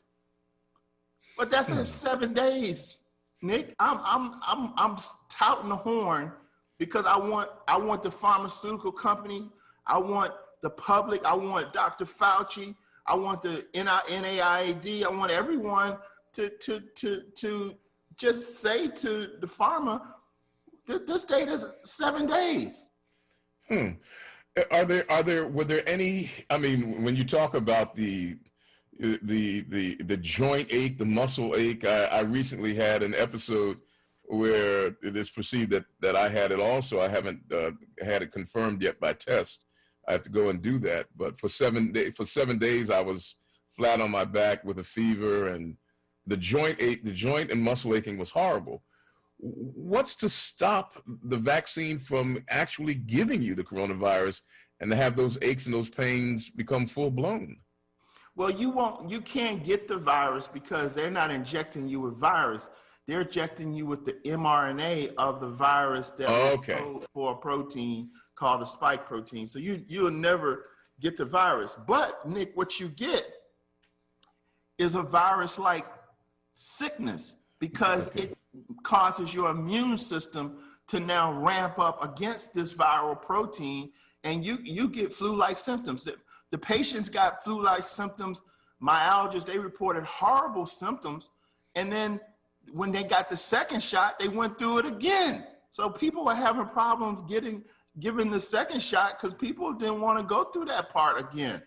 I can imagine. After what I went through, I can imagine it. Yeah, so so that issue, Nick, but I want to talk about this effectiveness. Okay. Because when you say something is effective, you got to qualify. If you told me 94% of the patients who got the vaccine shot didn't get COVID-19 after 6 months or 1 year, I would say, wow, this is a vaccine that is really effective. When you tell me and I read that 94% that we see a difference that looks like 94% between the people who got the vaccine shot and people who didn't, and we see that these people didn't get the virus, but it only occurred after day 7 after we gave the shot. I'm a little concerned. Is anybody doing any further evaluation of this 15,000 number control group, which seems pretty small? Nick, none of those patients got any measurement of their titers. I would have liked to see at 7 days, at 30 days, at 60 days, at 90 days, at 180 days, what the viral titers are. I mean, how much did you stimulate the immune system to make antibodies to the COVID-19? How high were those antibodies? I would like to see that, but that's not a part of the study, and they didn't do that. What this 94% is a very spurious, and it's a very, very concerning number when I'm looking at 7 days after injection. Now watch this, Nick. Today they came out with the big news that it continued to be effective. Okay, guess what the 94% data today was. What was that? 14 days. So they've got 2 weeks under their belt. Nick, and they're talking about, well, and this is why I'm very, very concerned, because what they're planning to do, and I don't know why December is such a big number. Why couldn't we wait till the spring or the fall to make sure we got things right? Why is December, getting it before December? What has happened? Why are we, what has happened? I'm concerned about this vaccine because there's no efficacy data to actually really show us that this vaccine will be effective as a this shot will be effective as a vaccine. There's no data. And then things don't get better. Things get worse. When we come back to safety data, what about safety data? Typically, we want to see safety data. The FDA typically wants people to show safety data up to 2 years.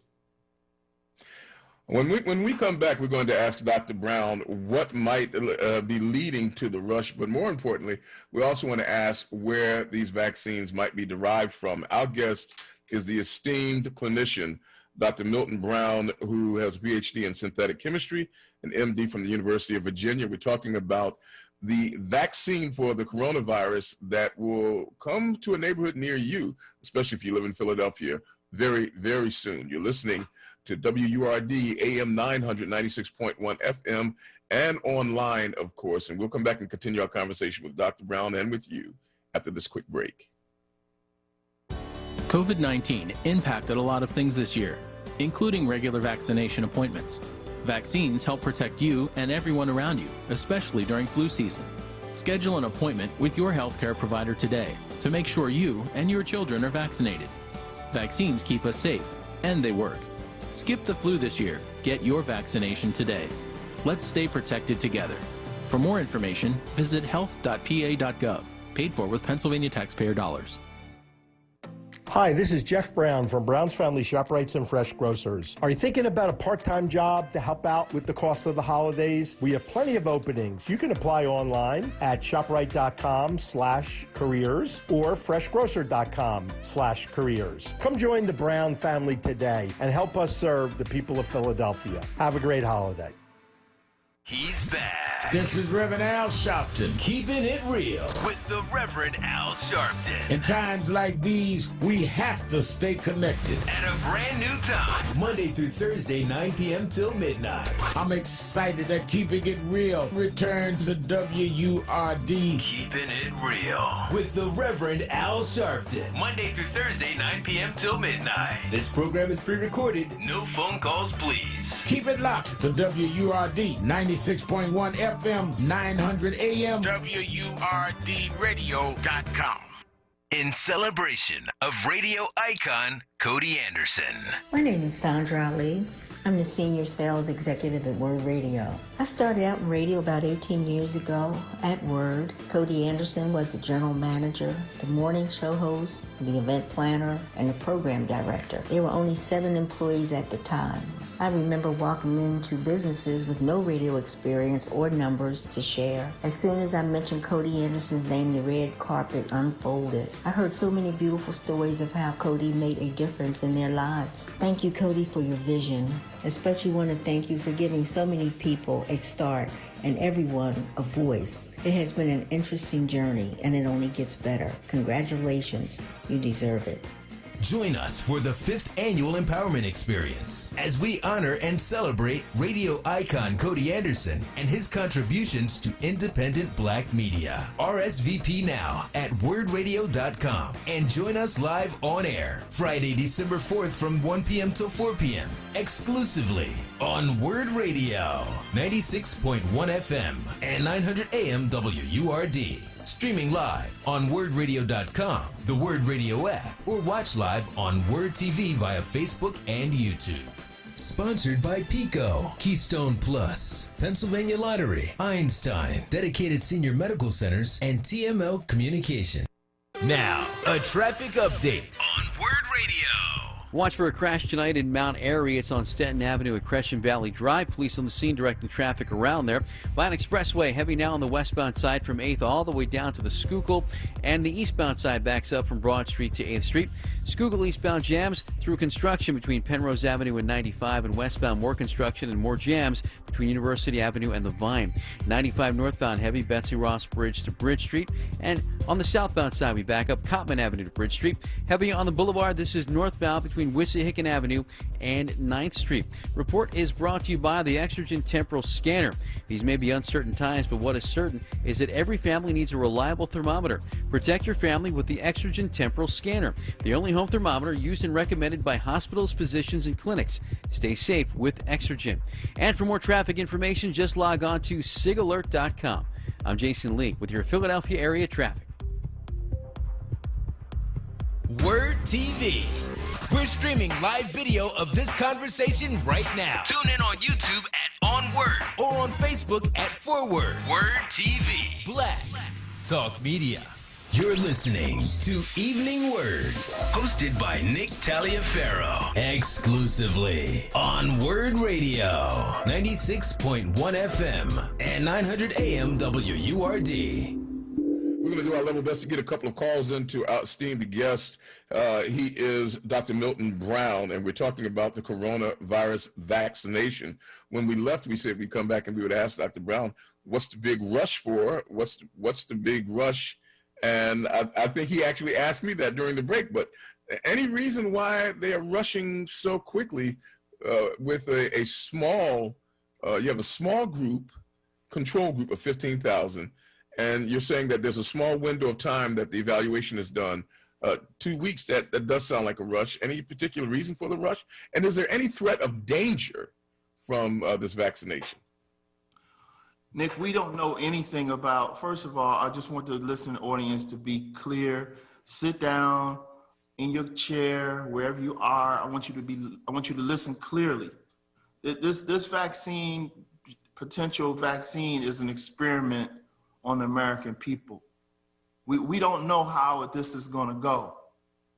The data that they're talking about using to get the emergency use by the FDA is 7-week data, and now 7-day data. 7-day data. Okay. And 14-day data. So that means that they've only looked at this vaccine, really the data that they're presenting to the FDA is only 14 days after the last injection.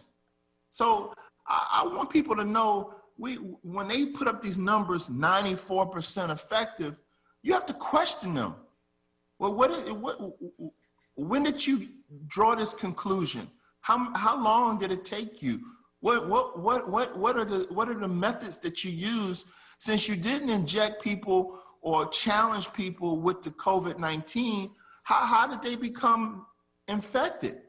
I mean, these are real issues that we have to deal with. And I was hoping, and I'm hopeful, and I don't hope that the Emergency Use Act is being used in a way that will make the American people subjected to this experiment. This is an experiment. We don't know whether it's going to be effective after 30 days, after 60 days, after 90 days, after, that's 3 months, Nick. After 1 month, after 2 months, after 3 months. We only know that it showed some effectiveness that was slightly different for the control group versus the treated group at 7 days after injection. That's all we know. And today they released the 14-day data. So 14 days after the last injection. I just want people to sit down and hear that word, that the data that we're touting on the front page of media, on the nightly news, that data is based on 14 days of being exposed to the vaccine. Wow. Let's get a quick phone. Say another thing, Nick, that's sure very enough. important. And I want my people that are there listening to the great channel, to WURD and to your show. I want people to understand this second thing. This is a moral issue that the American people are going to have to deal with. This vaccine produced by Moderna were produced by fetal aborted. It was produced in cells that were aborted in fetuses over 20, 30 years ago. They used them as a vector to grow the viral. They had to get something to grow the viral mRNA. And so they used, these cells probably were the most productive. They could have used a lot of different, it's a lot of different technologies, Nick. They could have used a lot of different other cell types. They chose to use these, HEC293s and another embryonic cell line. They are embryonic cells that came from an aborted fetus. And I just posed that for the people, for our people, as a moral dilemma. Those who find themselves on the right and those who find themselves on the left, you'll have to choose whether you'll be willing to use products that were made that were purified out of aborted fetus cells. And I just got to bring that up. I got to be transparent on your show. Now, I'm not an anti-vaxxer. I take vaccines. I've had my vaccines. I'm up to date on my vaccines. I will get the flu shot this year. I have taken the shingles vaccine. I believe in vaccines. But only after they've been properly vetted, huh? But properly vetted, Nick. I'm just saying to the people that are listening that we have, what we're planning on injecting in people is based on 14 days of data. 14 days. Let's get a real quick call in before our guest has to take leave of us. He is Dr. Milton Brown, a medical doctor as well as a PhD in synthetic chemistry, holding professorships in a variety of fields. Rick from Germany, thank you for calling and welcome back to the States, Rick. How you doing, gentlemen? Good evening, sir. 2 quick points. Earth Abides is a passage from the Bible and also a science fiction title. That book was released about 1949. I Am Legend was released as a book in 1954, and 3 films followed in 64, 71, and the early 2000s. There's a reason for that. White and Jewish America are not insane in being suspicious of the military involved in bioweapons. Second, in 1983-84, I picked up a copy of Frank Herbert's The White Plague because white plague is a reference to tuberculosis, but his book was not about tuberculosis. Before I read this, I knew my family, the Barcoes and the Flowers of Waverly and Richmond, Virginia, had been given various forms of eugenics, experimental physician pox. I beg of your audience to consider good medicine versus military weaponized medicine. I appreciate that call. Are you suggesting that what we're seeing is military weaponized medicine? I don't want to leave you inferring. I want to make a statement on that one, Rick. Is that what you're saying? I'm saying that America has been involved in bioweapons since the 1930s and the rise of the hospital systems. Yes, that's what I'm saying. I got you, Rick. I appreciate that. We've got just a few minutes left. Dr. Brown, I mean, and we hear these kind of cautions. As you said earlier, you're not an anti-vaxxer, but in this case, you're saying that you don't feel that there's been enough time to properly evaluate the efficaciousness of the vaccine and its preparation caused you some issues. What do we do? I don't really care whether it's efficacious. Okay. Because if it's not efficacious, they don't have a market to sell it and use it. I care that it's safe for the people of America. We don't know that this is safe. We only have 14-day data after the drug has been tested, injected, to tell us about anything about safety. What about 6 months from there? What about a year? What about the typical time that the FDA approves something? I was going to ask, what's the normal window that the FDA looks at before they approve? 2 years for safety. You got to have at least 2 years. Oh, some drugs need 10 years, but at least 2 years. And so we got 14 days data, Nick. 14 days. That's what we're working with.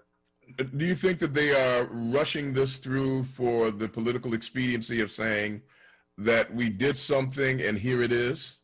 They desensitize us, Nick, with the following.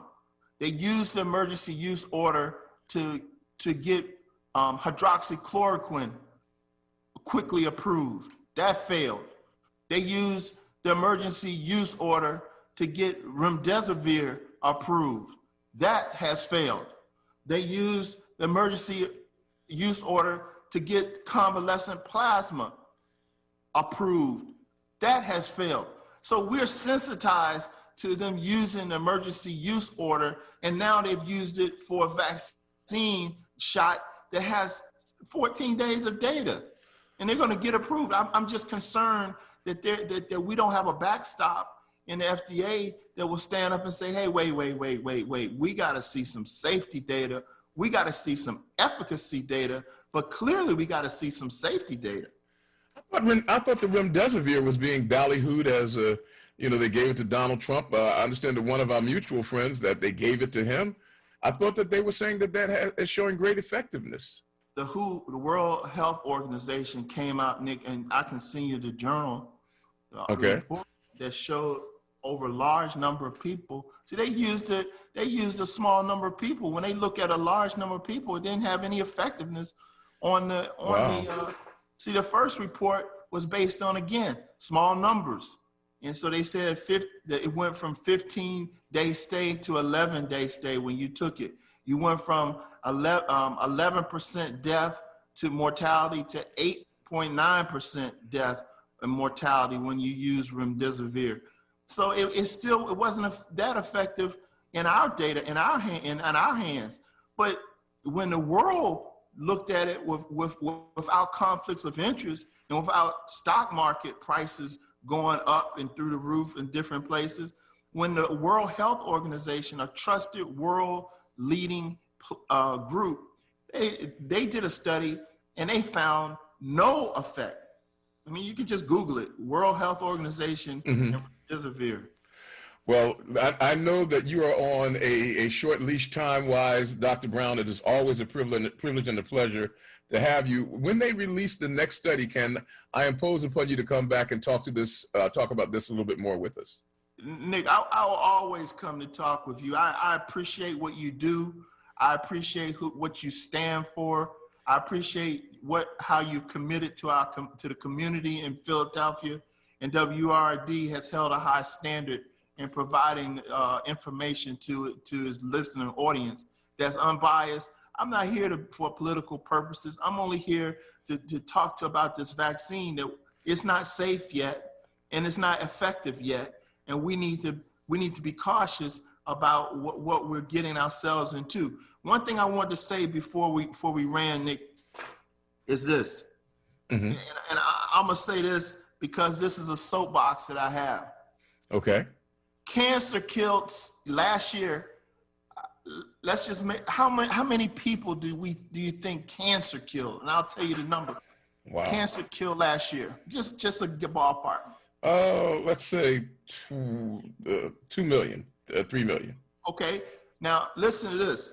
Cancer killed and cancer killed in the United States. Your number was good because it was like what happens in the world. Cancer killed 600,000 people last year. Cancer. Well, okay. All right. I was thinking of the number that I'd heard. You did good because you're talking about the world, and I'm just talking about in the U.S. Because I'm getting ready to give you a number that's going to be shocking to you. Cancer killed 600,000 people in 2020. In this year, in 2020, cancers killed 600,000. Coronavirus, COVID-19 has killed 255,000. But we're not rushing for a cancer vaccine to give it emergency use in orders and throwing emergency use orders in order to get something approved without the data. This same technology is being used in cancer therapy to cause the cancer to make you inject the cancer with an mRNA and cause it to make a protein that the body will have a response for. My point is that we have to put this in context. You know what?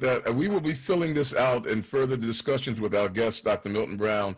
Dr. Brown, you've been more than kind to come along and aside us and to share this information, and we're looking forward to continue the conversation as we go forward. Thanks for all that you do, sir, and for all that you are. I appreciate it.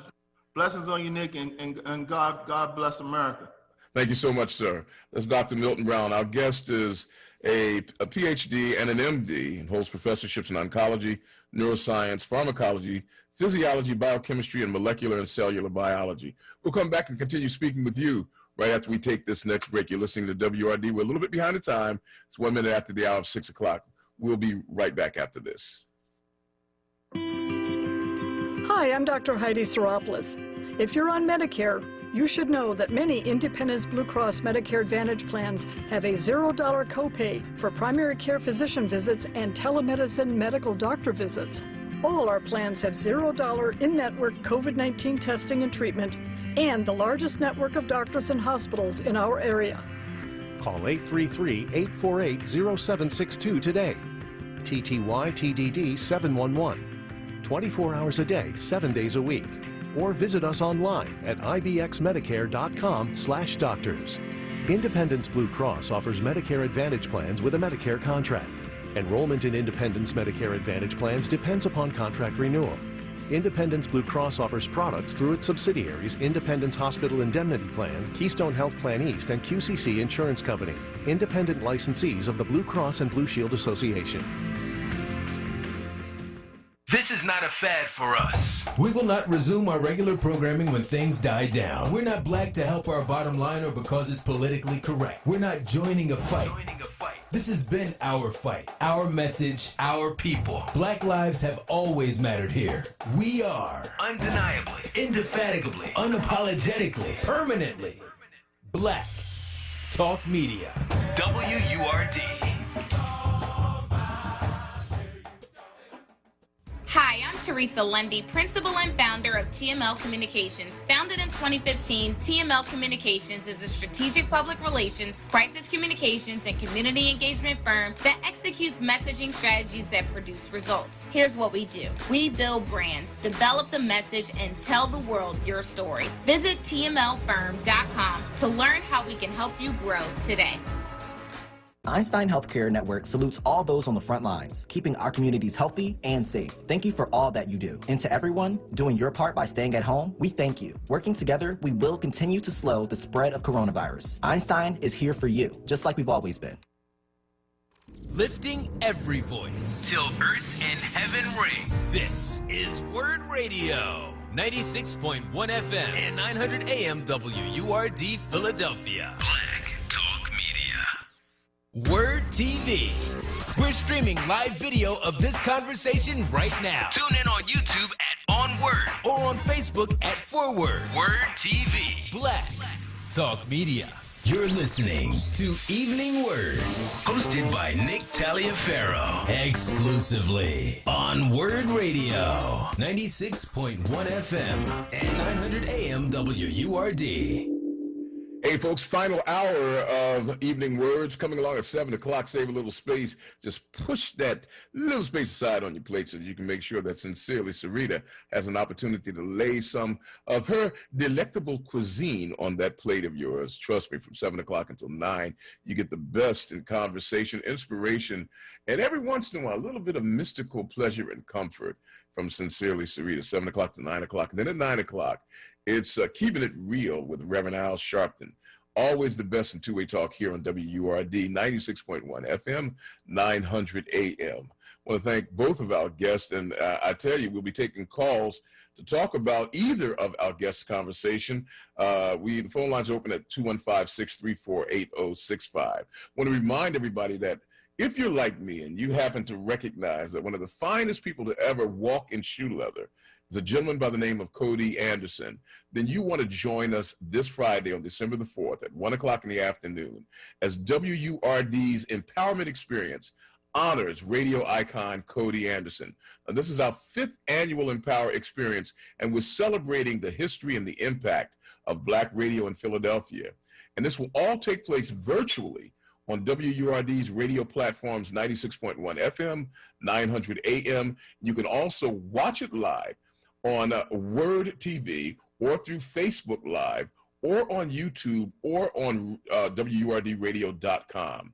This virtual event will honor Cody Anderson, a living legend of radio, by bringing forth some people who know him best, like Bill Anderson, his son, Kenny Gamble, a gentleman that he's worked with for years, Iyanla Van Zant, who got her start with Cody way back in the 90s on WHAT, and Deborah Anderson, the woman who introduced me into radio as her co-host back during that same period. This virtual experience will begin at 1 o'clock in the afternoon and will feature a virtual roundtable with WURD hosts and Cody Anderson with music. There'll be poetry, reflections, and a whole lot more. This virtual event is free, but you have to register. You can go to WURDradio.com. That's WURDradio.com to register to be a part of this virtual online experience where we apotheosize, lionize, esteem, and uplift radio legend and just all-around decent human being, Cody Anderson. I got to tell you, folks, I don't know anybody more that I would like to honor than Cody. He is an exquisite human being. Speaking of people, so I'll check you out, 1 o'clock this coming Friday. Well, speaking of exquisite human beings that we honor, I want to lift up the name, and I want to thank my friend for reminding me, lift up the name of Reverend James Allen. Reverend James Allen was the longtime and immediate past pastor of Vine Memorial Baptist Church and the former chairperson of the Philadelphia Commission on Human Relations. When I was the executive director, he was my chairperson. I reported to him. I've got to tell you, folks, I have been the recipient of kindnesses and caring from Reverend Allen that I did not deserve. He was my pastor during that time. I remember sitting in his office with tears coming out of my eyes as he just talked about the spiritual issues of the day and about my own life. I loved the gentleman, and we lost him. He lived a full life, and he was a decent man and a great pastor. We don't complain, but we feel the sense of loss. Reverend James Allen, we lift that name high. We thank God for having enjoyed the benefit of his ministry in the city of Philadelphia and for all that he has done, and to his family. We say thank you for lending us, Reverend James Allen. Let's get back to our phone lines now and get the conversation all stirred up. You know, the couple of gentlemen and a lady. And we'll start with Frida in Oak Lane, and then we'll work our way through the rest. Frida, thank you for calling, and welcome to WURD.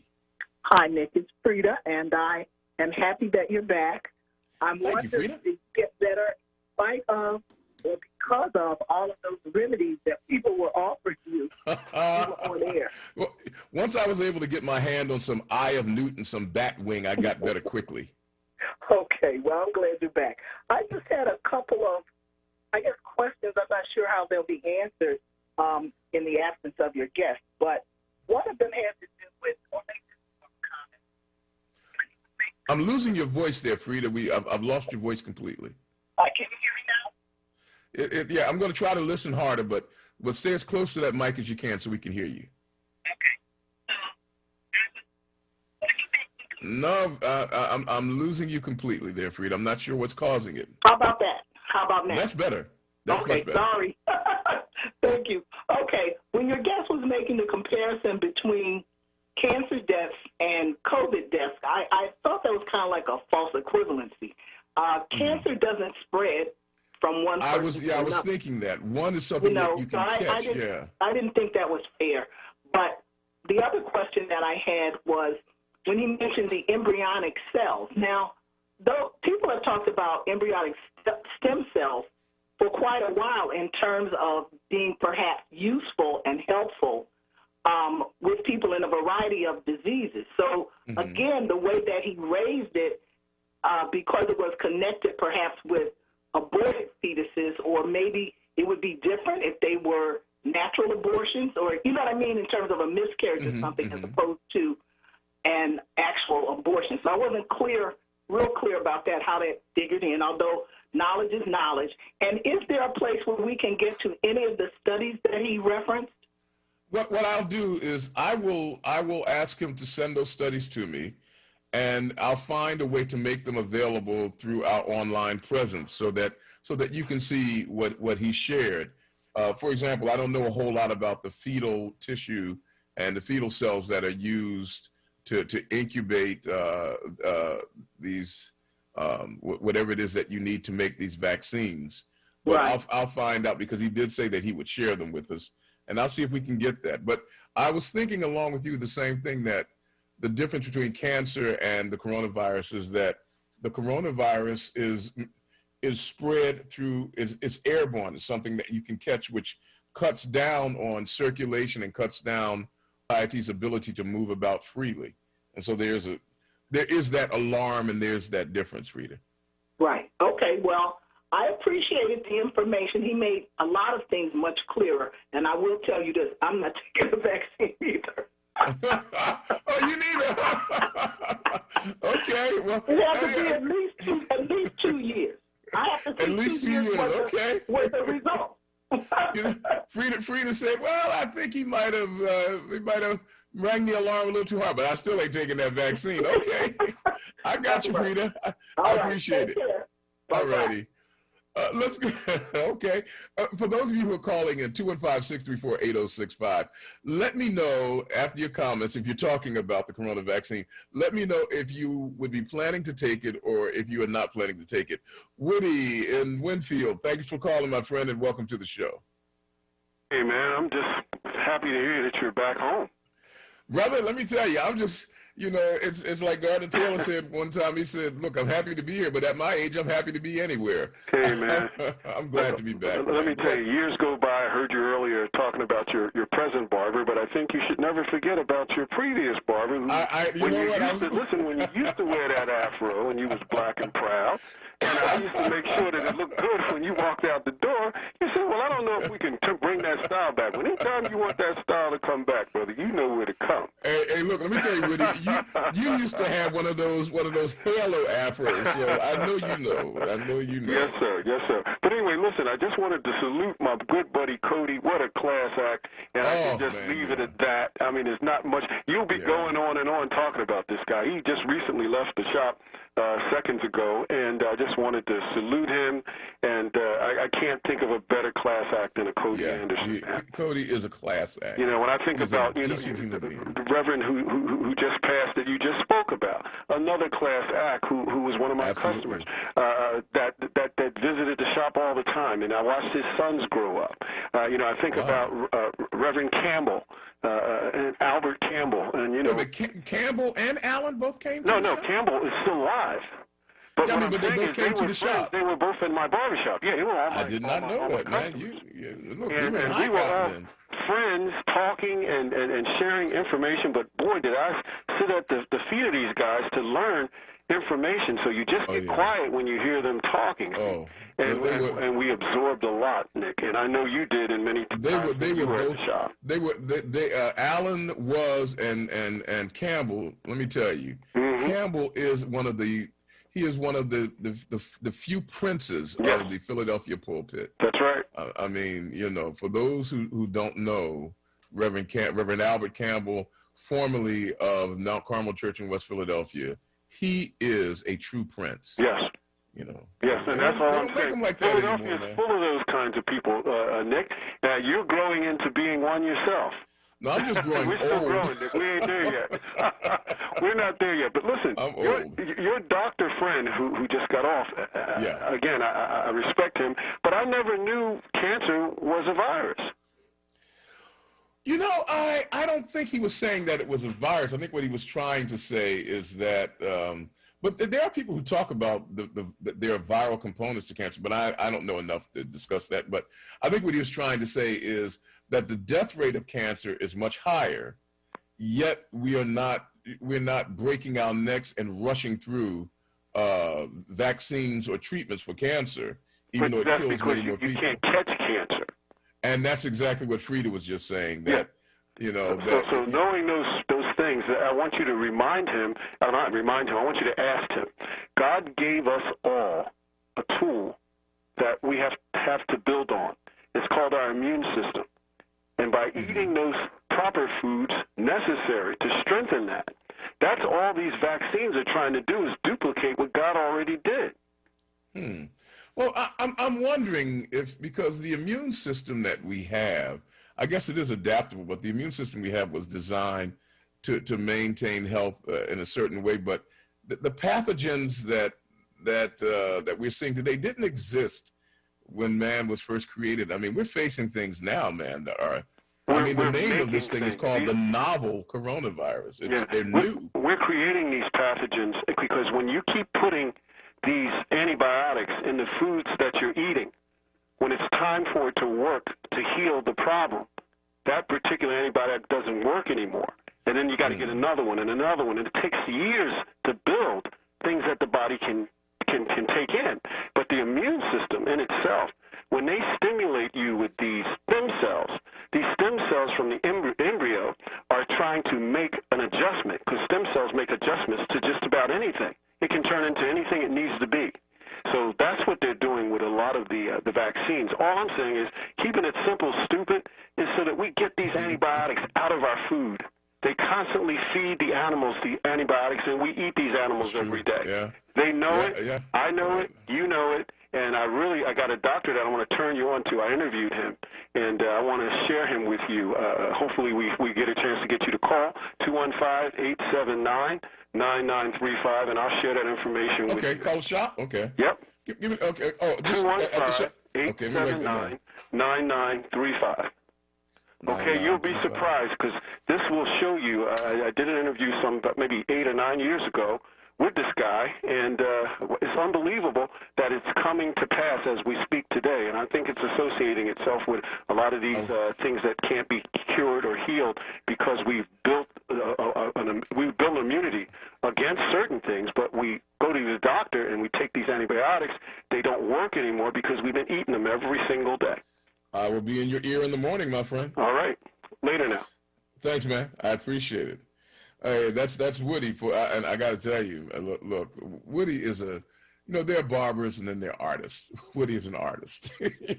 He's an artist. Let me tell you, the way he works his way around a hairline, absolutely an artist. Got one. I've got one statement here, and I won't say the name, but one person is saying that the Moderna COVID vaccine virus did not use fetal cells. So the Moderna virus, I'm going to say my nephew, who is in this industry, knows about this kind of stuff. And he says that Moderna did not use fetal cells. We're going to get some more. I'll get all the information I can and make it available to you as I get it.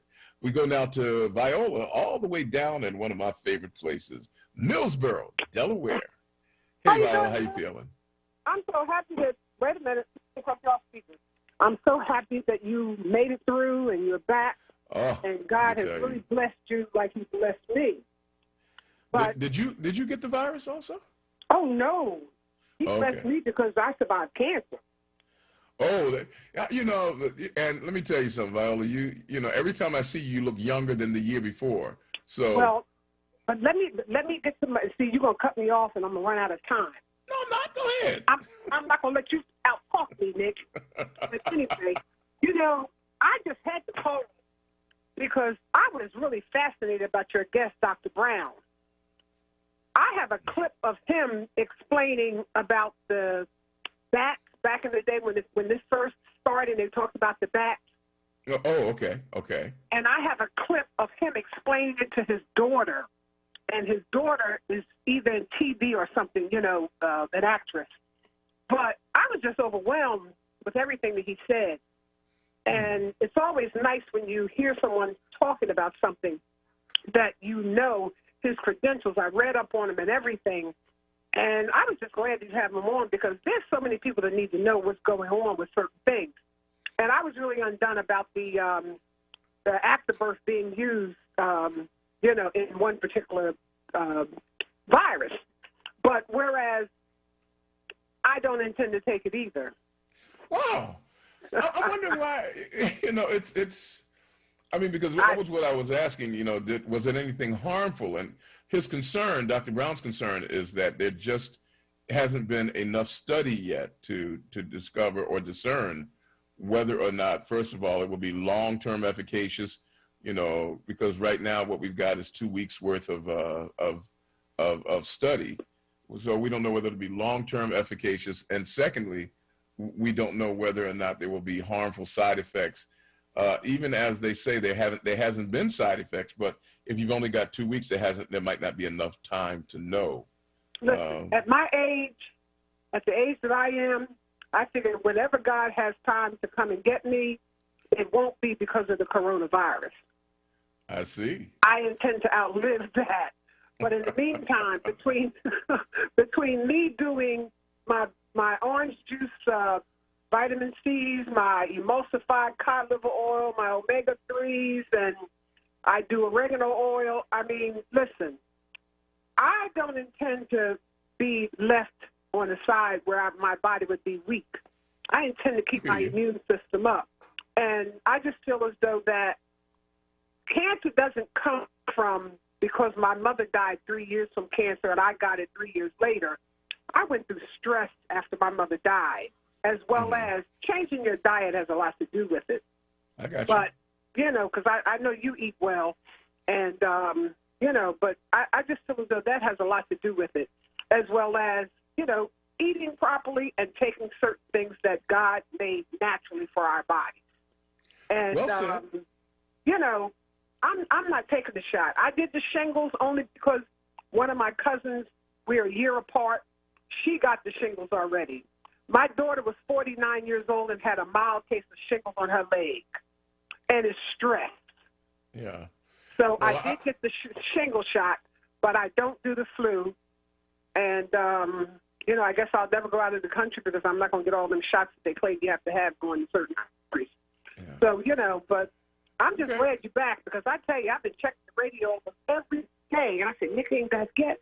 I mean, gosh, Lord, please bless Nick. Please bless Nick. Well, look, your prayers and your prayers, and I've got to thank you, Viola, and for you know taking the time to call and to say that, and all the rest. You know, it's always funny that I follow Woody. I follow Woody on Andrea's show based on talking about health and education.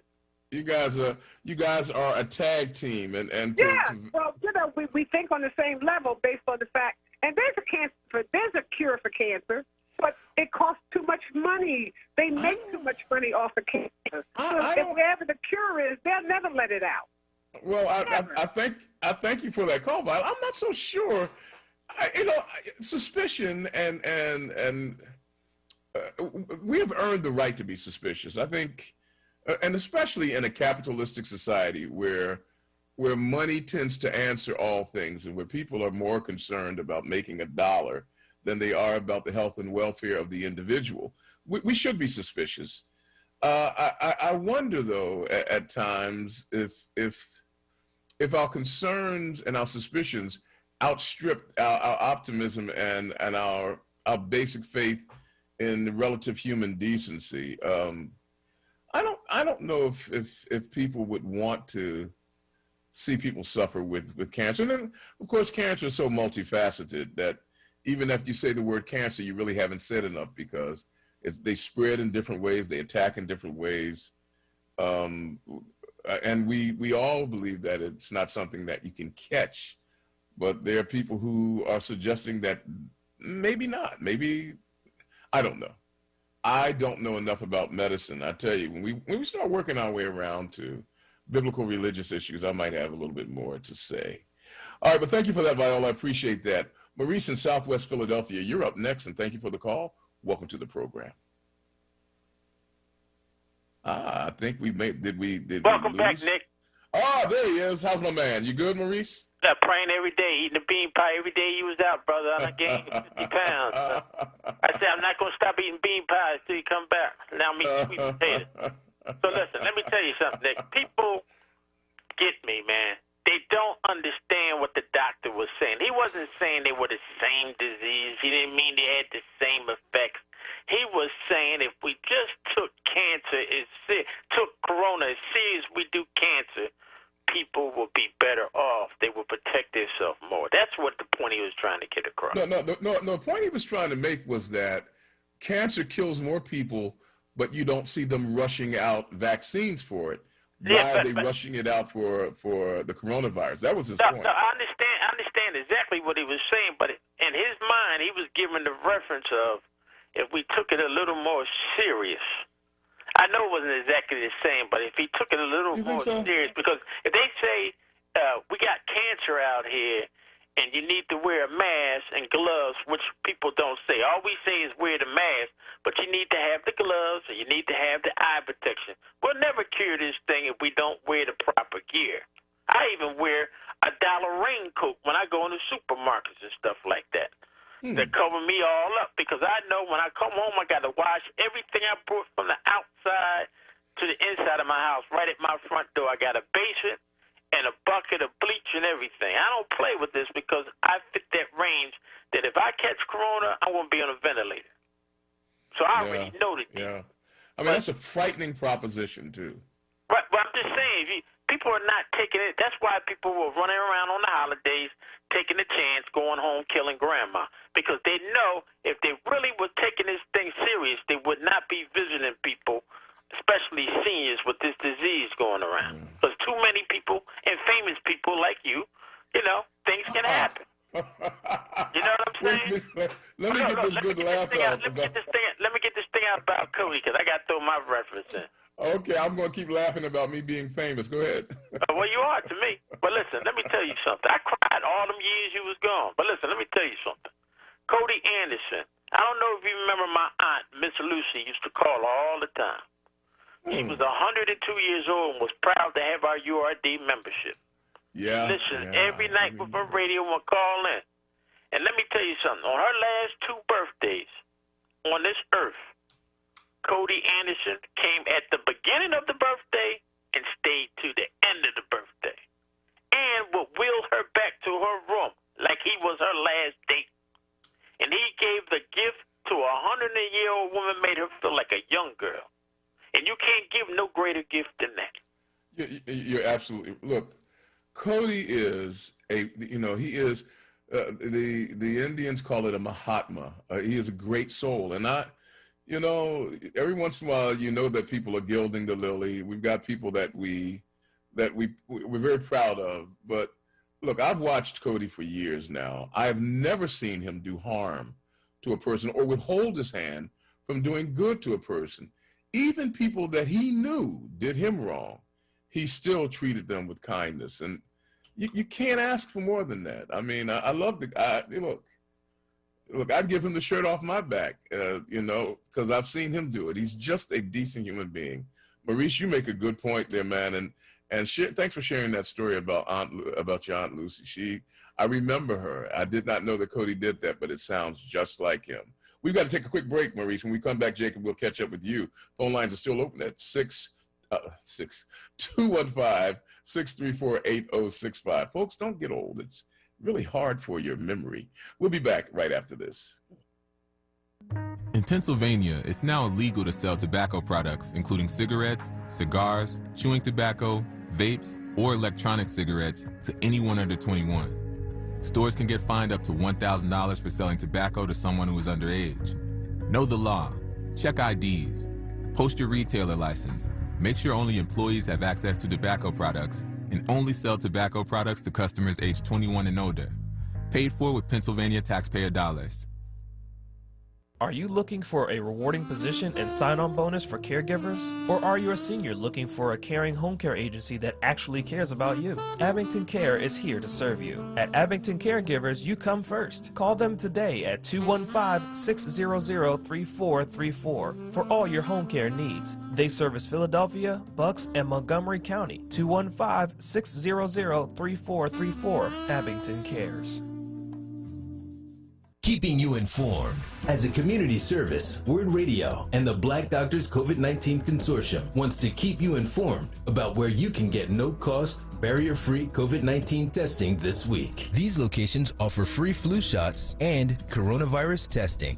Monday, November 30th from 10 a.m. to 2 p.m. at SEPTA Fern Rock Transportation Center, 11th Street and Nedrow Avenue in Philadelphia. Tuesday, December 1st from 10 a.m. to 2 p.m. at SEPTA Fraser Yard, 32 Sproul Road in Malvern. Thursday, December 3rd from 3 p.m. to 7 p.m. at Mastery Charter School Pickett Campus, 5700 Wayne Avenue in Philadelphia. And Saturday, December 5th from 12 noon to 4 p.m. at Mastery Charter School Shoemaker Campus, 5301 Media Street in Philadelphia. Stay informed and stay well with WURD Radio.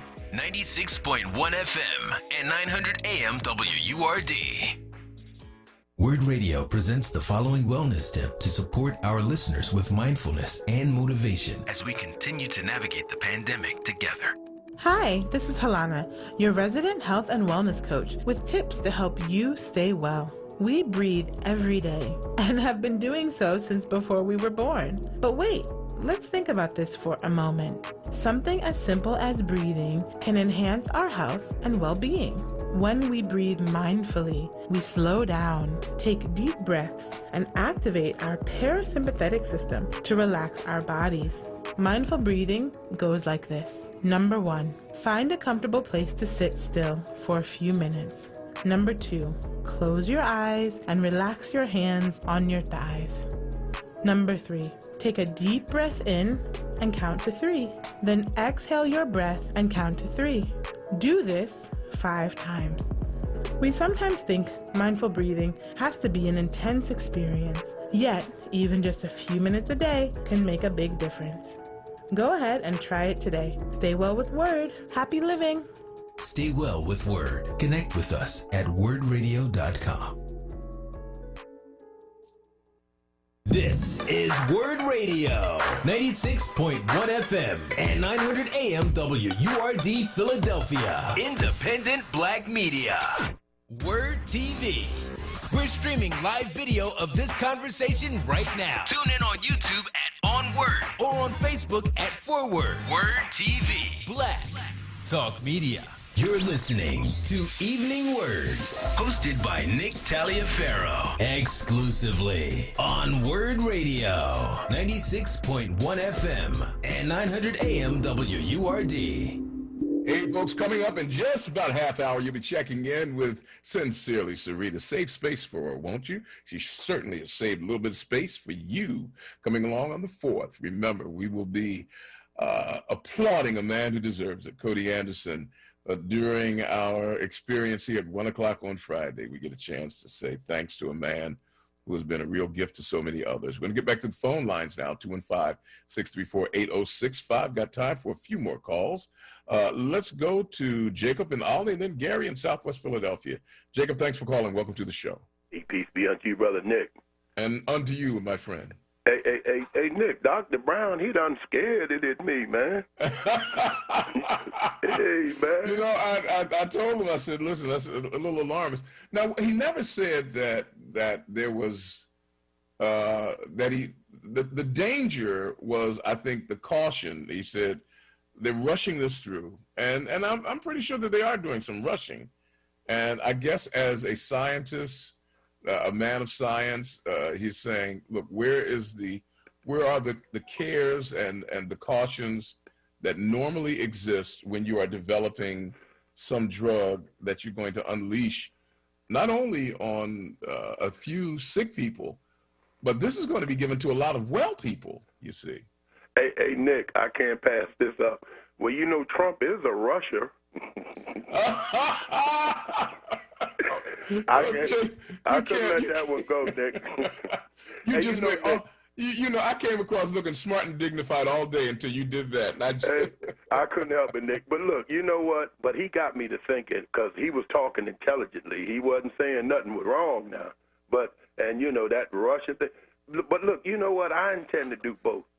I'm going to go over there at Pollock Vitamins, right? Mm-hmm, they advertise on URD. And Cody Anderson, that brings up Cody Anderson because he advertises on Cody's show on Saturday, right?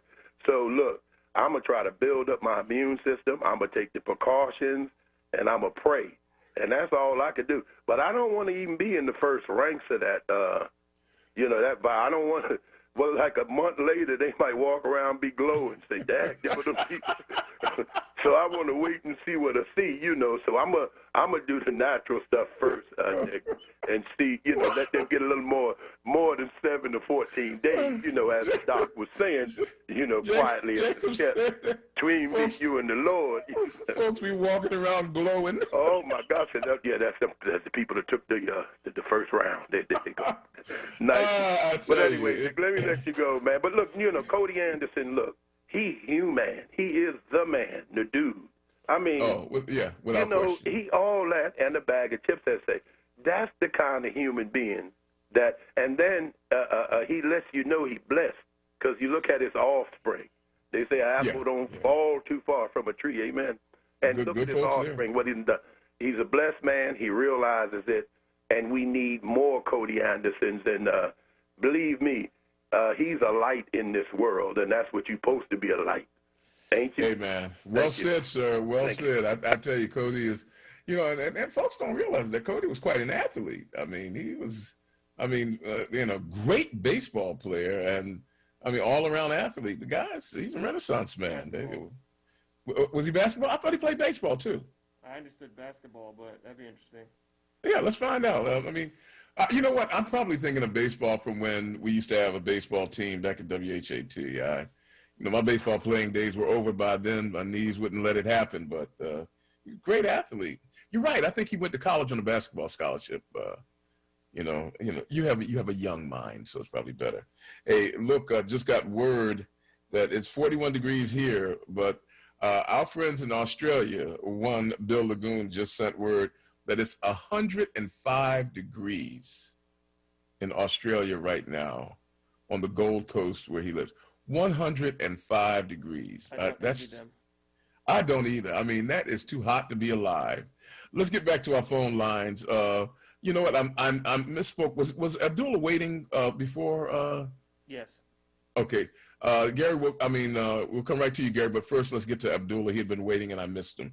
Abdullah, thank you for your call, and welcome to the show. All right, peace, brothers and sisters. All right, I've been waiting here for 20 minutes, basically. I'm so sorry, just enjoying the show. I want to thank you for having the doctor on, man. He one thing I can say, he laid it on you, and or I should say he laid it on us, because now me, I'm not taking this shot. I'm not doing it because it's not proven. No way. Okay. And actually, and me personally, I only do the flu shot, and I'm 65, but I only do the flu shot like I'll take a chance every 2-3 years, Okay. but I'm gonna take it this year because of COVID being here also, so. It's better to be safe than sorry, I guess, as they say. But I want to also say I really want to thank that brother too for being transparent, man. It's me. I know me, like so many other brothers and sisters. We don't trust the medical industry, as you already know. And that's including the black physicians and other personnel.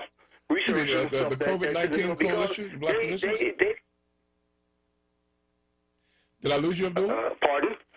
No, I was just wondering if I lost you. When you said you don't trust the physicians, are you saying that the black physicians coalitions of COVID, the COVID-19 coalition, that they don't trust them? No, I trust the coalition. Oh, okay, gotcha. I'm going to say, I trust them. I definitely trust, but those ones in government, and those ones in position, like with the World Health Organization and FDA, no. Not so much, huh? No, they're on a big payroll, so I'm extremely leery of them. I just wanted to say, I was listening. Pardon? No, go ahead. I'm listening to you, sir. Hello? Yes, I'm listening to you. Oh, okay. I just wanted to say also before I jumped off, I was listening to the show a couple of days ago, and they had the chairperson of DNC on host, and at the end of her conversation, she actually said something about Brother Ice Cube, excuse me, and to me it was derogatory personally because what she said immediately after that was, you can't be messing with my baby, referring to Biden. And I'm like, well, why would she say that about that brother? Because my thing is this, because from all the people that have tried to discuss Ice Cube, I'm not sure what you're talking. I'm not sure what you. I'm not. She said she's talking about who? You said Bubba? She was talking about Brother Ice Cube.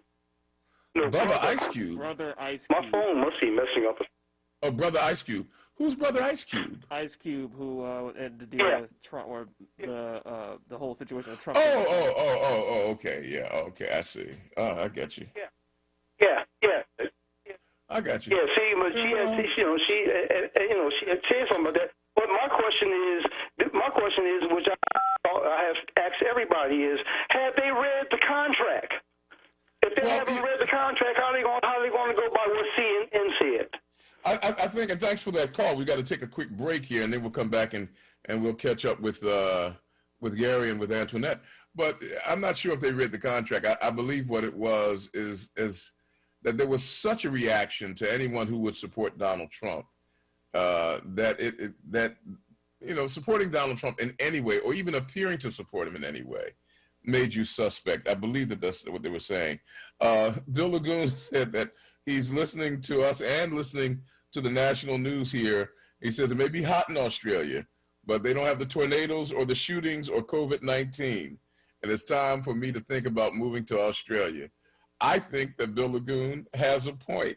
We'll take a quick break. We'll come back. Final callers will be with Gary and with Antoinette right here on WURD, AM 996.1 FM. This is Evening Words, and we'll be right back.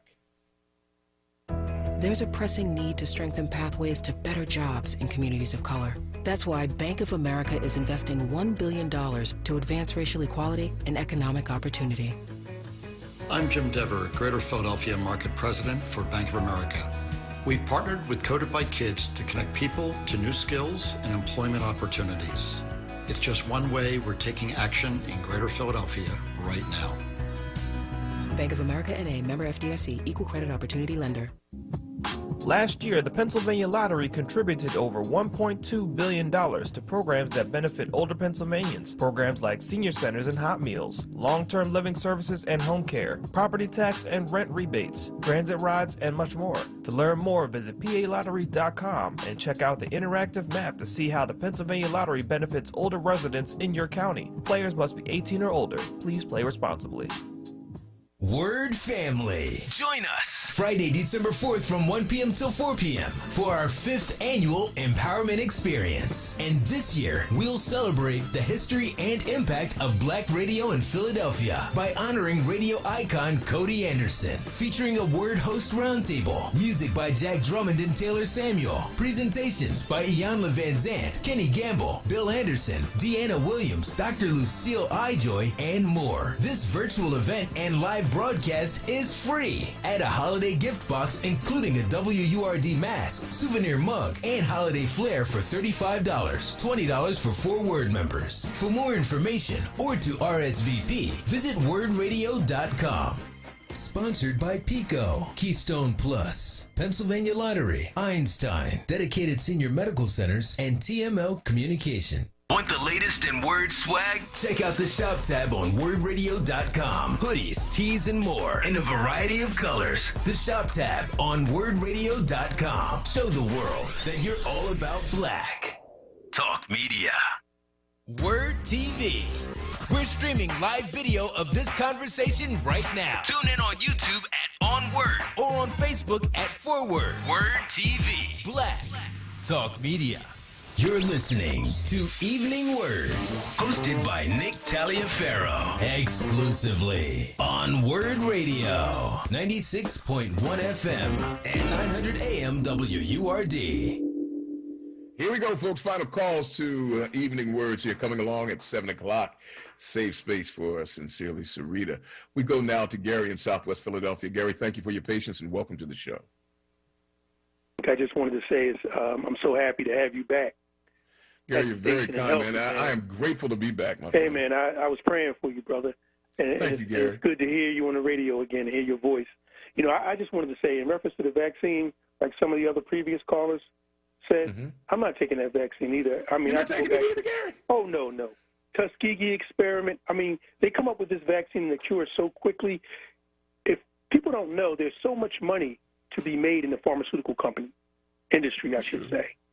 And we've been experimented on a number of times. I don't even want to go into all that. And now they're going to push this through extremely quickly because of our fears of getting this virus.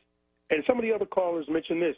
We have to build up our immune system. We have to learn to eat correctly, get our exercise, and do the things that we need to do to keep our body healthy. But right now, for real, oh no, I'm not big on running down here and having somebody give me a vaccine that they just came up with in a matter of minutes. Well, you know, I guess, but, you know, in one breath, we talked about the fact that they weren't doing enough. And then we talked about the fact that that the African-American community suffered disproportionately from COVID-19. And now that they've got this thing, I guess, you know, you kind of, it's kind of hard to have it both ways, you know. But. Well, Nick, it's a slippery slope, sort of. I understand what you're saying. Yes, it's hit our community more, but let's look at the really big picture.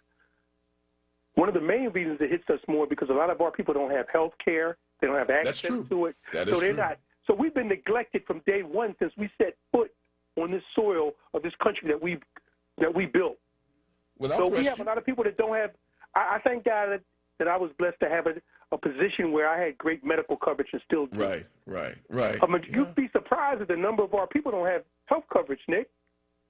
Oh, no, I wouldn't be surprised because I was one of them and didn't realize it until I ended up in the ICU in a hospital. And I thought I had health coverage and I didn't. So, trust me. So that's why a lot of us, I mean, not to be irresponsible, but we have to eat right, make sure we get all our vitamins, get our exercise and our rest to build up our immune system. See, pharmaceutical companies, if you go, they're very wealthy. Oh, and they're going to push anything they can to increase their wealth. So it's here's the thing. Yeah. And this is something that Dr. Brown shared with me, and I had forgotten about it, but it was out there. These companies have already been paid. I mean, Pfizer, for example, they were given money, remember, under the Trump administration's, what's the name of the project, the not All Deliberate Speed, but some... they had some fancy title for trying to rush out these vaccines, and they were putting, you know, millions and millions of dollars out to companies before the vaccines were created. So that could be a part of it, you know. Like I got to show. I'm doing this, Nick. Follow the money, right? If you follow the money and see who contributes heavily to these politicians on both sides, pharmaceutical companies are one of the top.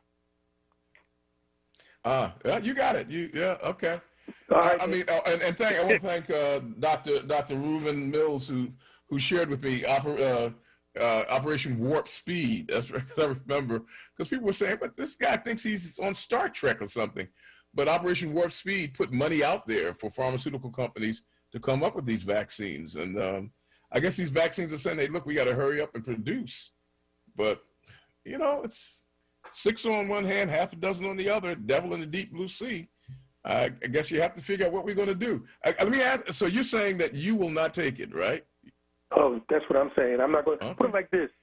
No, I'm not going to be the first one to be out there, and quite frankly, I don't think I'm going to take it at all. But I'm not going to be the first one to jump out there. You know, I keep my immune system. I get out and exercise. I do the things that I'm supposed to do. And like I said, I'm just very leery. If you look at our history and what they've done to our people and how we've been used for guinea pigs, our women even were used. Oh my God, I don't even want to get into it. Gynecology and all that. How women were experimenting on, Nick. They did a number on us, man. But these vaccines, I believe that they're being reserved. Let me take a look at it. I'm looking at a report right now, and it says that these vaccines are going to be sent out and they'll be distributed to go first to those who are first responders and then to individuals who are in certain positions of sensitivity. So it doesn't appear to be designed to go first to the weakest and the poorest or the most disenfranchised. Hey, but Nick, they don't care about anybody, Nick. The bottom line is, yes, those healthcare, those people on the front line, yeah, they're going to give it to them so they can continue to work and treat people. But at the end of the day, they don't really care about those people either. I mean, and I thank you for that, Gary, and more than that, thank you more than that, I thank you for the prayers. But here's the point that I'm making, and that is, in one breath, if you say they're giving it to them so that people can continue to work and treat people, then that means that they're giving it to them thinking that it will make a difference, that it will help. But hey, look, we remain to be seen, and I appreciate that call. We got to take our final call because we're right up against the clock. Antoinette in Southwest Philadelphia. Thank you for your call and welcome to the program. Hey, Antoinette. Hey, thank you. How you doing, Brother Nick? Let them eat cake. I'm doing well. Well, I was just calling because I just wanted to say I agree with the brother, too. I'm not taking any shots neither. And as a young child, I've always, kept the hygiene up because that's how we were raised and taught. And even when we came home from school, we had to take our clothes off, get washed. Oh, I was going to say, that what y'all did when y'all came home from school? Yeah, we had to take everything off. Missed that class where you take your clothes off after school. But go ahead. Yeah, and get washed up, and the clothes would get washed. And I grew up with that habit, which I still do today. So... it's like nothing new to me, because I've been doing it most of my life. But doesn't that lend credence to the idea or the thought, Antoinette, that the people who got sick because they didn't keep up their immune system and they failed to be properly receive proper nutrition? Doesn't it almost blame the victim a little bit when you have now? I mean, don't get me wrong. Yeah, there are times that we can increase our resistance, but a disease like, for example, like the bubonic plague or the Ebola virus, the Spanish flu. Mm-hmm. Yeah, I mean, look, you could be an Olympic athlete and still get those. I mean, take a look at what's going on right now in the NFL. These are people who are in tip-top shape, but they're still getting sick. Mm-hmm. So it's not simply making sure that you brush your teeth and comb your hair right and take your vitamin C. This disease you could be eating garlic and doing all those things, and it'll still come in and kick your butt. But what I think is, it's like our people have always been in such an environment, a poor environment with all of these energy, oil refineries. Oh, yeah, it's always been in our communities, and it like affected and damaged our immune system. So I would just suggest everybody to listen to Brother Cody Anderson because he makes me laugh. That's why I said you remind me of him. No, I call him. I am funnier than Cody now. I mean, he's a better person than I am, but I am funnier than Cody. Now I'll stake my claim on that one. Cody's taller, more athletic, and better looking, but I'm funnier. Doggone it. Yeah, so y'all need to listen to Electric Magazine with Brother Cody and Sister Vicky when they come on. Cody and Vicky. Listen to Dr. Burton. Get Dr. Burton's remedy. All three of them. You have not said a word, Antoinette. We're right up against the clock. Got to run, but you're definitely right about that. The Electric Magazine with Cody and Vicky. You can't find a better way to start your day on a weekend morning. I mean, those two. I mean, and Cody. Cody could have been a pastor. I mean, because he has that spirit. He has that spirit, and we're going to honor him as only WURD can at 1:00 on this Friday. Keep listening, folks. We'll be telling you more and more about it. Make sure you register to be a part of this great program. And I want to thank the management of WURD and the Lomax family for honoring him. We've got two men who stand as beacons at the front, in the forefront, WURD, and that is Dr. Walter Lomax, MD, and Cody Anderson. I could not be prouder to help carry the legacy of both of these men, one who has gone on to reward and the other who is still with us.